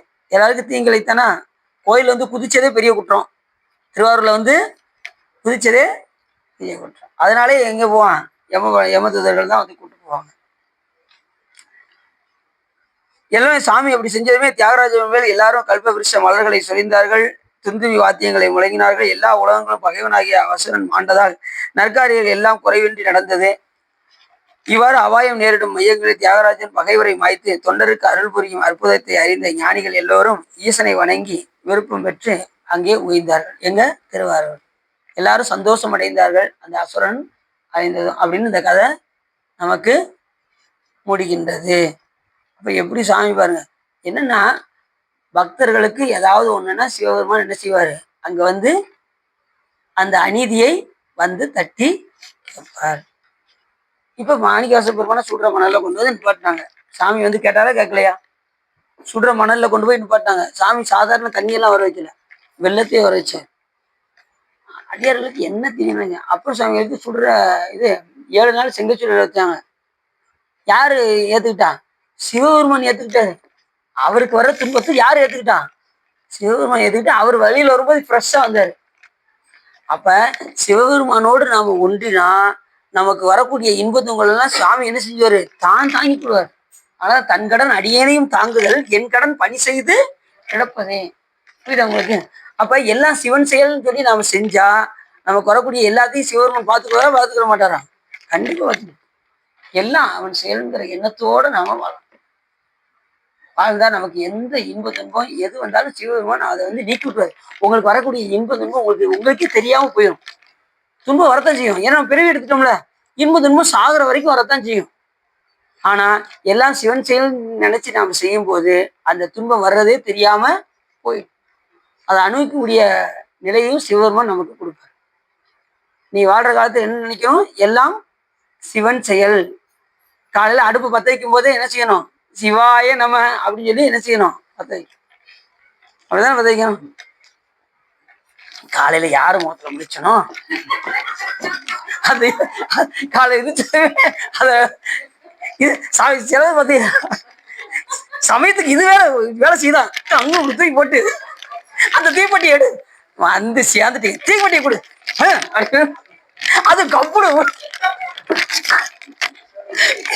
அதாவது அதை திருக்கி வச்சுட்டு ஆப்படாம விட்டுட்டு திருக்கிட்டு அப்படி ஒரு வீட்டுல நடந்தது. அதுக்காக சொல்லிட்டு இருக்கேன். வச்சுக்கிட்டே என்ன செஞ்சாங்க, இப்படி திருக்கி விட்டுட்டு டப்பு டப்பு டப்புன்னு அடிச்சு பார்த்தாங்க. தூக்கி போட்டு லீவ் பண்ணி எடுத்து கொடுத்தாங்க. அப்புறம் படக்கு ஆஃப் பண்ணிட்டாங்க. காலையில அந்த சிந்தனையோடு என்ன செய்யக்கூடாது, 4 வாரம் வச்சுக்கிட்டே என்ன செய்யக்கூடாது, பத்த வைக்கக்கூடாது. காலையில எந்திரிச்சது சிவாய நம அப்படின்னு என்ன செய்யணும், ஒருத்தர் பேசும்போது சிவாய நம நினைக்கிறோம். சாமியை உள்ள இருந்து உள்ள சாமியை உருகி உருகி உருகி உருகி உருகி வழிபாடு பண்ணிக்கிட்டே இருக்கணும். இப்பிறவி தப்பி எப்பிறவி வாய்க்குமோ, வாய்த்தது இது ஒரு பிறவி நம் தமக்கு மது திரும்பி என்று சொல்வதற்கு இணங்க சுவாமி என்ன செய்யணும், என்னாலும் ஏற்றி போற்றி வழிபாடு செய்யணும். திருவாரூர் அது பாருங்க, ஸ்ரீபுரம் என்னும் திருவாரூர் தியாகராஜ பெருமானுடைய லீலைகள் நம்ம பார்த்துக்கிட்டு இருக்கிறது என்னது, லீலைகள். திருவாரூர் புராணம் கிடையாது. திருவாரூர்ல சிவபெருமான் செய்த லீலைகள். லீலைன்னா விளையாட்ட செய்வாராம் சாமி. விளையாட்டா செய்யறதுக்கு பேரு லீலைகள்னு பேரு. காத்தும் படைத்தும் கறந்தும் விளையாடி வார்த்தையை பேசி வலை சிலம்ப வார்கலைகள் ஆர்ப்பரவம் செய்ய அணிகுழல் மேல் வந்தார்ப்ப பூத்திகளும் பொய்கை குடைந்துடையான் பொற்பாதம் ஏத்தி எரிஞ்சுரை நீர் ஆடையிலோர் எம்பாவாய். சாமி எல்லாமே ஒரு விளையாட்டு. சாமி இதெல்லாம் அருள் விளையாட்டுன்னு பேரு. நம்மள மாதிரி விளையாட்டு கிடையாது. இது என்ன விளையாட்டு, அருள் விளையாட்டு. எல்லாம் சாமி எதுக்காக செய்யறாரு, எல்லா உயிர்ட்டும் இருக்கக்கூடிய அந்த ஆணவ மலத்தை நீக்கிறதுக்கு சாமி இவ்வளவு போராடுறாரு. பேராசைப்படுறாரு, எப்படியாவது இந்த உயிர் வந்துடாதா, தன்னுடைய பேரும்பத்தை இது அனுப்பிச்சிடாதா அப்படின்னு சிவபெருமான் ஏங்குறாரு. போற ஆளுக பூராமே என்ன பண்றாங்க, கோயில போய் தன் தேவைகளையே வேண்டாங்களே ஒழிய சிவபெருமானை யாரும் கேட்க மாட்டாங்க. எப்பயுமே சாமி உன்னுடைய அன்பு வேணும் அன்பு வேணும்னு கேட்டுக்கிட்டே இருங்க. கோயில்ல நீங்க சிவபெருமானுடைய அன்பை பெற்றுட்டீங்கன்னா உங்க வீட்டுல நடக்கக்கூடிய எல்லா நலன்களும் உங்களுக்கு கிடைச்சிக்கிட்டே இருக்கும். சிவபெருமான் மேல அன்பு வைங்க, சரிதானா. அன்புடையார் எல்லாம் உடையார்னாரு வள்ளுவர். சிவபெருமானுடைய அன்பு கிடைச்சிச்சுன்னா நம்ம எல்லாத்தையும் பெற்று விடலாம் என்று சொல்லி இதுகாரம் உள்ளம் நிறைந்து உவகை சிறந்து இந்த திருவாரூர் தியாகராஜ பெருமானுடைய அந்த லீலைகள் 10 முடிச்சாச்சு. நாளைக்கு ஒரு சொற்பொழிவு இருக்கு. நாளைக்கு வந்து என்ன செய்யுங்க, நாளைக்கு யாரும் கொடுக்க யாரும் அதனால நாளைக்கு இங்கே ஒரு சொற்பொழிவு இருக்கு, வச்சு அப்படியே அன்னமலை பண்ணிங்க சார். இட்லிக்கு சொல்லியிருக்கீங்களோ, சரி. அப்போ நாளைக்கு எல்லாரும் வந்து தொடர்ந்து வந்து கேட்டலாமா, சரி. இல்லை எதுவும் பாட்டு படிக்கணும்னா சொல்லிடுங்க, வச்சிடலாமா, சரி சரி. அப்போ ஏன்னா நமக்கு 365 லீலைகள் இருக்கு. முடிஞ்ச அளவுக்கு நம்ம வாய்ப்பு கிடைக்கும் போதெல்லாம் அதை பயன்படுத்திக்கணும், சரிதானா. அதிகாரம் உள்ளம் நிறைந்து உவகை சிறந்து இந்த தியாகராஜ பெருமானுடைய லீலைகளை நீங்கள் கேட்டனா உங்களுடைய வல்வினை கரைந்து திருவருள் வரையும் என்று சொல்லி திருப்புகழ் பாடி அடியும் அதை நிறைவு செய்யும்.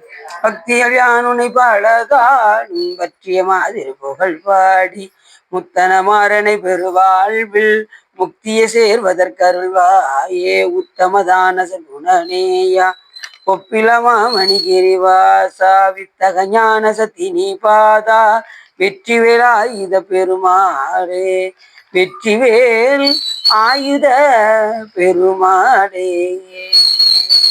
கைலாய பரம்பரை சிவஞான போத நிதி காட்டும் பெண்ணை பயில்வாய்மை கண்டான் சந்ததிக்கு ஒரு மெய்ஞான பானுவாகி உயிலாரும்பல் திருவாவூடுதறிவாள் ஒரு நமச்சிவாய தேவன் சைலாதி மரபுடையன் திருமரபு நீடோனி தலைக்க மாதோ பவப்பெரும் கடலை கடந்திருந்ததற்கு பரமன் வகுத்த அருள்நறியை ஓப்புடன் உயிர்கள் கடைபிடித்து உய உதவும் துரசை ஆதினத்தில் தவப்பிரகாசன் தரணியில் எங்கும் தன்னருள் செங்கோல் வச்சியம் சிவப்பிரகாச தேசிகன் மலர்த்தால் சென்னியில் கொண்டு போற்றுதுமே வான்முகில் வளாது பேக மலிவளம் சுரக்க மன்னன் கோன்முறை அரசு செய்க குறைவில்லா துயிர்கள் வாழ்க நான்மறை அறங்கள் ஓங்க நற்றவும் வேள்வி மல்க மேன்மைகள் சைவ நீதி விளங்குக உலகமெல்லாம் வையம் நீடுக மாமலை மண்டுக மெய் விரும்பிய அன்பர் விளங்குக சைவ நன்னெறிதான் தலை தோங்குக தெய்வவன் திருநீர் சிறக்கவே. திருச்சிற்றம்பலம். அரகணம பார்வதி பதையே. என்னாருடைய சிவனே போற்றி. வெற்றிவேல் முருகனுக்கு. திருச்சிற்றம்பலம், தில்லையம்பலம், பொன்னம்பலம், அருணாச்சலம், ஏகாம்பரம், யாரூரா, தியாகேசா. அடுத்து வந்து கோலாசுரனை அழித்தல் இல்லையா.